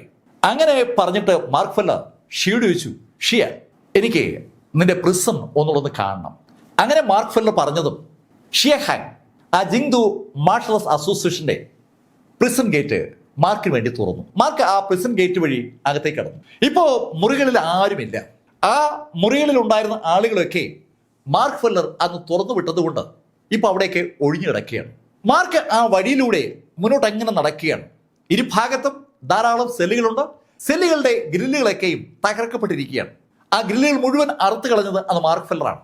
മാർക്ക് നടന്ന് താഴെ എത്തുമ്പോൾ വലതു ഭാഗത്ത് എമിലി ബ്ലാക്കും മാർക്കും കിടന്ന ആ സെല്ല് മാർക്ക് കണ്ടു. മാർക്ക് ആ സെല്ലിലേക്ക് നോക്കിയിട്ട് പിന്നെയും മുന്നോട്ട് നടന്ന് മാർക്ക് എത്തിയത് ഒരു ഗേറ്റിന് മുന്നിലാണ്. മാർക്കിനൊപ്പം നടന്നു വരുന്ന ഷിയ ഹാങ് മാർക്കിനോട് പറഞ്ഞു, മാർക്ക്, ഇതിനപ്പുറത്തേക്ക് ഞാൻ പോയിട്ടില്ല. ഷിയ, ഇതിനപ്പുറത്തായിരിക്കുമോ ആ മാർഷൽ സെയിന്റുകൾ ഉള്ളത്? മാർക്ക്, എനിക്കും അതിനെക്കുറിച്ച് ഒന്നും അറിയില്ല. ഷിയ, അകത്തേക്ക് പോകാനുള്ള താക്കോല് നിന്റെ കയ്യിലുണ്ടോ? മാർക്ക്, അതെന്റെ കയ്യിലില്ല. ഷിയ ഹാങ് അത് പറഞ്ഞതും മാർക്ക് ഫെല്ലർ കൈ നിവർത്തി ഒരൊറ്റ ഇടി. ആദ്യത്തെ ഇടിയിൽ ആ വാതിൽ ഒന്ന് കുലുങ്ങിയതല്ലാതെ അത് തകർന്നില്ല. പക്ഷെ മാർക്കിന് മറ്റൊരു കാര്യം അറിയാം. ഒരു ഇടി കൊണ്ട് ശരിയാകാത്തത് 4-5 ഇടി കൊണ്ട് ശരിയാകും. അത് തന്നെ സംഭവിച്ചു. മാർക്കിന്റെ തുടർച്ചയായുള്ള പഞ്ചുകൾ ആ വാതിലിലേക്ക് തുടർച്ചയായി പതിച്ചതും അവസാനം ആ വാതിൽ മറക്കെ തുറക്കപ്പെട്ടു. അത് തകർന്നു എന്ന് പറയാം. അകത്ത് വളരെ വിശാലമായ മറ്റൊരു ലോകമാണ് മാർക്ക് കാണുന്നത്. അവിടെയും സെല്ലുകളുണ്ട്. പക്ഷെ സെല്ലുകളിൽ ആരുമില്ല. അത് കണ്ടപ്പോൾ മാർക്ക് ഷിയ ഹാങ്ങിനോട് പറഞ്ഞു, ഷിയ, ഈ മാർഷൽ സെയിന്റുകൾ ഇവിടെ ഉണ്ടെന്നുള്ളത് വെറും ഒരു പറച്ചിൽ മാത്രമായിരുന്നു. മാർക്ക് ഫെല്ലർ അത് പറയുമ്പോഴാണ് ഷിയ ഹാങ്ങിനും അത് ഓർമ്മ വരുന്നത്. ശരിയാ മാർക്ക്, എനിക്കും അങ്ങനെയാണ് തോന്നുന്നത്. ഷിയ ഹാങ് അത് പറഞ്ഞപ്പോൾ മാർക്ക് ഫെല്ലർ മുന്നോട്ടുള്ള ഭാഗമൊക്കെ നോക്കുകയാണ്. ആ സെല്ലുകൾക്ക് അപ്പുറത്ത് അദൃശ്യമായ എന്തോ ഉണ്ട്. ഇനി ഫസ്റ്റ് മിസ്റ്റിക് വേൾഡ് ആണോ അതിനപ്പുറത്തുള്ളത്? അവിടുത്തെ ആ ഒരു അന്തരീക്ഷം കണ്ടപ്പോൾ മാർക്കിന് അങ്ങനെ ഒരു തോന്നലുണ്ട്. മാർക്ക് ആ ഭാഗമൊക്കെ നോക്കിയിട്ട് ഷിയ ഹാങ്ങിനൊപ്പം തിരിച്ച് ആ ഡോർ വഴി പുറത്തേക്ക് ഇറങ്ങി. മാർക്ക് ഫെല്ലർ ഷിയ ഹാങ്ങിനോട് യാത്ര പറഞ്ഞ് ഗ്രീൻമൂൺ വില്ലിലേക്ക് തിരിക്കുമ്പോൾ വീണ്ടും സീസർക്കും ഗു ഷീഷിന് മുന്നിൽ ആ രൂപം ഒരിക്കൽ കൂടി പ്രത്യക്ഷപ്പെട്ടു. ഇപ്പോൾ ഒരു രൂപ പോലെ പ്രത്യക്ഷപ്പെട്ടിരിക്കുന്നത് 8 രൂപങ്ങളും ഒന്നിച്ചു വന്നിരിക്കുകയാണ്. ഗു ഷീഷിന് മുന്നിൽ ആ 8 ഹൈറപ്സിന്റെയും ആ പ്രൊജക്റ്റഡ് രൂപങ്ങൾ അങ്ങനെ വന്നു നിന്നതും ഗു ഷീഷൻ ചാടി എണീറ്റ് പോവുകയാണ്. 8 പേരും കൂടി അങ്ങനെ വരുന്നത് അപൂർവമായിട്ടാണ്. അതിൽ ഒരാൾ ഗു ഷീഷിനോട് പറഞ്ഞു, ഏയ് ഷീഷൻ, നീ ഏത് മാർഗം ഉപയോഗിച്ചാണെങ്കിലും ആ മാർക്കിനെ അവസാനിപ്പിക്കണം. ഹൈറപ്സ്, എന്താ പെട്ടെന്ന്? ഏയ് ഷീഷൻ, പറയുന്നത് കേൾക്കുക, പറയുന്ന കാര്യങ്ങൾ ചെയ്യുക. നിന്റെ മകൻ ഫസ്റ്റ് മിസ്റ്റിക് വേൾഡിലുണ്ട്. അവനെ ഞങ്ങൾ ശക്തരാക്കുകയാണ്. നീ ഇപ്പോൾ ഞങ്ങൾ പറയുന്നത് ചെയ്യും. ആ മാർക്ക് ഫെല്ലറെ അവസാനിപ്പിക്കും. അങ്ങനെ പറഞ്ഞതും ആ 8 രൂപങ്ങളും പെട്ടെന്ന് അപ്രത്യക്ഷമായി. ഗു ഷീഷന് ആ വാക്കുകൾക്കിടയിൽ ഒരു ഭീഷണി സ്വയം ഫീൽ ചെയ്യുന്നുണ്ട്. അയാളുടെ മകൻ ഇപ്പോൾ ഫസ്റ്റ് മിസ്റ്റിക് വേൾഡിലാണ്. ആ ഫസ്റ്റ് മിസ്റ്റിക് വേൾഡിലുള്ള മകനെ വീണ്ടും കാണണമെന്ന് ശീഷൻ ആഗ്രഹമുണ്ടെങ്കിൽ ആ 8 ഹൈറപ്സും ആവശ്യപ്പെട്ടിരിക്കുന്ന കാര്യം ശീഷൻ ചെയ്യേണ്ടി വരും. ഇല്ലെങ്കിൽ മകന്റെ കാര്യത്തിൽ ഇനിയൊരു ആലോചന വേണ്ട എന്നാണ് ആ മിസ്റ്റിക് വേൾഡിലെ ആ 8 ഹൈറപ്സും ശീഷനോട് പറയാതെ പറയുന്നത്. അത് മനസ്സിലാക്കിയ ശീഷൻ ഉടനെ സീസറെ വിളിപ്പിച്ചു. സീസർ സ്ഥലത്തെത്തിയതും ഗു ഷീഷൻ സീസറോട് പറഞ്ഞു, സീസർ, എത്രയും പെട്ടെന്ന് ആ മാർക്കിനെ അവസാനിപ്പിക്കണം. ശീഷൻ പെട്ടെന്ന്? ഏയ് സീസർ, ഹൈറപ്സ് ഇപ്പോൾ ഇവിടെ എത്തിയിരുന്നു. അവരെന്നോട് അത് ആവശ്യപ്പെട്ടിരിക്കുകയാണ്. അവർ ഗൂഷിങ്ങിനെ അവിടെ പാർപ്പിച്ചിരിക്കുകയാണല്ലോ. നമ്മൾ അവർ പറഞ്ഞ കാര്യം ചെയ്തില്ലെങ്കിൽ ഗു ഷീഷിങ്ങിന്റെ കേസിൽ ചിലപ്പോൾ നമുക്ക് അബദ്ധം പറ്റാൻ സാധ്യതയുണ്ട്. ഷീഷിങ്ങിനെ മുന്നിൽ നിർത്തിക്കൊണ്ട് ശരിക്കും ഒരു ഭീഷണി തന്നെയാണ് ആ ഹാരപ്സ് നടത്തിയിരിക്കുന്നതെന്ന് ഷീഷൻ പറയാതെ പറയുകയാണ്. സീസർ അത് കേട്ടതും ഷീഷനോട് പറഞ്ഞു, ശീഷൻ ഞാനത് ചെയ്യാം. അങ്ങനെ സീസർ പറഞ്ഞതും ഗു ഷീഷൻ അയാളുടെ വലത് കൈ ഒന്ന് ഉയർത്തിയതും അയാളുടെ കയ്യിൽ ഒരു ബെല്ല് പ്രത്യക്ഷപ്പെട്ടു. അയാളെ ബെല്ല് സീസറുടെ കയ്യിലേക്ക് കൊടുത്തു. ശീഷൻ എന്തിനായി ബെല്ല്? സീസർ, ഞാനും നീയും തമ്മിൽ വ്യത്യാസമൊന്നും ഞാൻ ഇതുവരെ കണ്ടിട്ടില്ല. അതുകൊണ്ടാണ് ഈ ബെല്ല് നിന്റെ കയ്യിൽ ഞാൻ തരുന്നത്. എന്ത് സംഭവിച്ചാലും വേണ്ടില്ല, എനിക്ക് മാർക്ക് ഫെല്ലർ കൊല്ലപ്പെട്ടു എന്ന വാർത്ത കേൾക്കണം. അതിന് ഈ ബെല്ല് നിന്നെ സഹായിക്കും. മാർക്ക് ഫെല്ലർ ഗസ്മാന്റെ ആ മിസ്റ്റിക് വേൾഡിനകത്ത് കയറി 5 മാർഷൽ സെയിന്റുകളെയാണ് കൊന്നിരിക്കുന്നത്. അതിന്റെ അർത്ഥം വളരെ വളരെ വ്യക്തമാണ്. മാർക്ക് ഫെല്ലർ അതിശക്തനാണ്. അതിശക്തനായ മാർഷൽ സെയിന്റായ മാർക്ക് ഫെല്ലർ നേരിടാൻ സീസർ പോകുമ്പോൾ സീസറെ സപ്പോർട്ട് ചെയ്യാനായി ഒരു മാന്ത്രിക ആയുധം കയ്യിൽ വേണം. ആ ആയുധമാണ് ആ ബെല്ല്. ആ ബെല്ലിലേക്ക് സൂക്ഷിച്ചു നോക്കിയ സീസർ അത് ശീഷന്റെ കയ്യിലേക്ക് തന്നെ മടക്കി കൊടുത്തു. ശീഷൻ, ഇതിൻ്റെ ഒന്നും ആവശ്യമില്ല. സീസർ, ഞാൻ പറയുന്ന കേൾക്ക്, ഇതുകൂടെ കയ്യിൽ വെച്ചേക്കും. ശീഷൻ, ഇത് വേണ്ട, മാർക്കിനെ നേരിടാൻ എനിക്കിതിൻ്റെ ആവശ്യം വരില്ല. ശീഷൻ, നീ എന്നെ അത്ര വില കുറച്ചാണ് കാണുന്നത്? അങ്ങനെ സീസർ ചോദിക്കൂടി ചെയ്തപ്പോൾ ശീഷന്റെ കയ്യിൽ പിന്നെ മറുപടിയൊന്നുമില്ല. ശീഷൻ സീസറോട് പറഞ്ഞു, സീസർ, നീ ശ്രദ്ധിക്കണം, എനിക്ക് ഏറ്റവും വേണ്ടപ്പെട്ട ഒരാളാണ് നീ. നിനക്ക് ഒന്നും സംഭവിക്കാതിരിക്കണമെന്ന് എനിക്ക് നിർബന്ധമുള്ളത് കൊണ്ടാണ് ഈ ബെല്ല് ഞാൻ നിന്നെ ഏൽപ്പിച്ചത്. ഇത് വേണ്ട എന്ന് നീ പറയുന്നത് നിന്റെ ആത്മവിശ്വാസം കൊണ്ടാണെന്ന് എനിക്കറിയാം. എന്നാലും ഞാൻ വീണ്ടും പറയുന്നു, ഈ ബെല്ലൂടെ കൊണ്ടുപോകണോ? ശീഷൻ, അത് വേണ്ട. അങ്ങനെ പറഞ്ഞിട്ട് സീസർ അവിടെ നിന്ന് ഇറങ്ങി. പെട്ടെന്ന് തന്നെ വാർത്ത എല്ലാവരും അറിഞ്ഞു. സെക്കൻഡ് മെക്സിക് വേൾഡിൽ നിന്ന് സാക്ഷാൽ ലോർഡ് സീസർ മാർക്ക് ഫെല്ലറെ തിരക്കി ഗ്രീൻ മൂൺ വില്ലയിലേക്ക് തിരിച്ചു എന്ന വാർത്തയാണ് മാർഷൽസ് ഫോറത്തിനകത്ത് വന്നത്. ആ വാർത്ത വരുന്ന ആ സമയത്ത് മാർക്ക് ഫെല്ലറുടെ ഗ്രീൻ മൂൺ വില്ലയിൽ അനവധി ആളുകൾ എത്തിയിരിക്കുകയാണ്. എത്തിയിരിക്കുന്ന ആളുകളുടെ കൂട്ടത്തിൽ യാവോമെങ്ങുണ്ട്, കോങ് യാനിക്കുണ്ട്, ചാങ്മാങ് ഉണ്ട്, അവരുടെ എല്ലാ സുഹൃത്തുക്കളുമുണ്ട്. മാർക്ക് ഫെല്ലർ ഒരു മാർഷൽ സെയിന്റ് ആയതിൽ അവർക്ക് എല്ലാവർക്കും വല്ലാത്ത സന്തോഷം. ആ സന്തോഷം തോന്നുമ്പോൾ തന്നെ കോങ് യാനിക്ക് പറഞ്ഞു, മാർക്ക്, ശരിക്കും നീ മാർഷൽ സെയിന്റ് ആയപ്പോൾ ഞങ്ങൾക്കൊക്കെ ഒരു പ്രശ്നം അനുഭവപ്പെടുകയാണ്. അത് കേട്ടതും മാർക്ക് കോങ് യാനിക്കിനോട് പറഞ്ഞു, കോങ്, നിങ്ങൾക്ക് ഓരോരുത്തർക്കും മാർഷൽ സെയിന്റ് ആകാനുള്ള കപ്പാസിറ്റി ഉണ്ട്. നിങ്ങളും ശ്രമിക്കണം. നമ്മളെല്ലാവരും മാർഷൽ സെയിന്റ് ആയാലേ നമുക്ക് ഈ ജിങ്ദു മാർഷൽ ആർട്സ് അസോസിയേഷനെതിരെ പിടിച്ചു നിൽക്കാൻ പറ്റും. അങ്ങനെ മാർക്ക് ഫെല്ലർ പറയുമ്പോഴേക്കും യാവോമെങ് ആ വാർത്ത അവരെ അറിയിച്ചു. സാക്ഷാൽ ലോർഡ് സീസർ മാർക്ക് ഫെല്ലറെ തിരക്കി അങ്ങോട്ടേക്ക് വരുന്നു എന്ന വാർത്തയാണ് യാവോമെങ് അവിടെ അവതരിപ്പിച്ചത്. കഥയുടെ ഈ ഭാഗം ഞാൻ അവസാനിപ്പിക്കുന്നു. അടുത്ത ഭാഗവുമായി അടുത്ത ദിവസം നമുക്ക് വീണ്ടും കാണാം.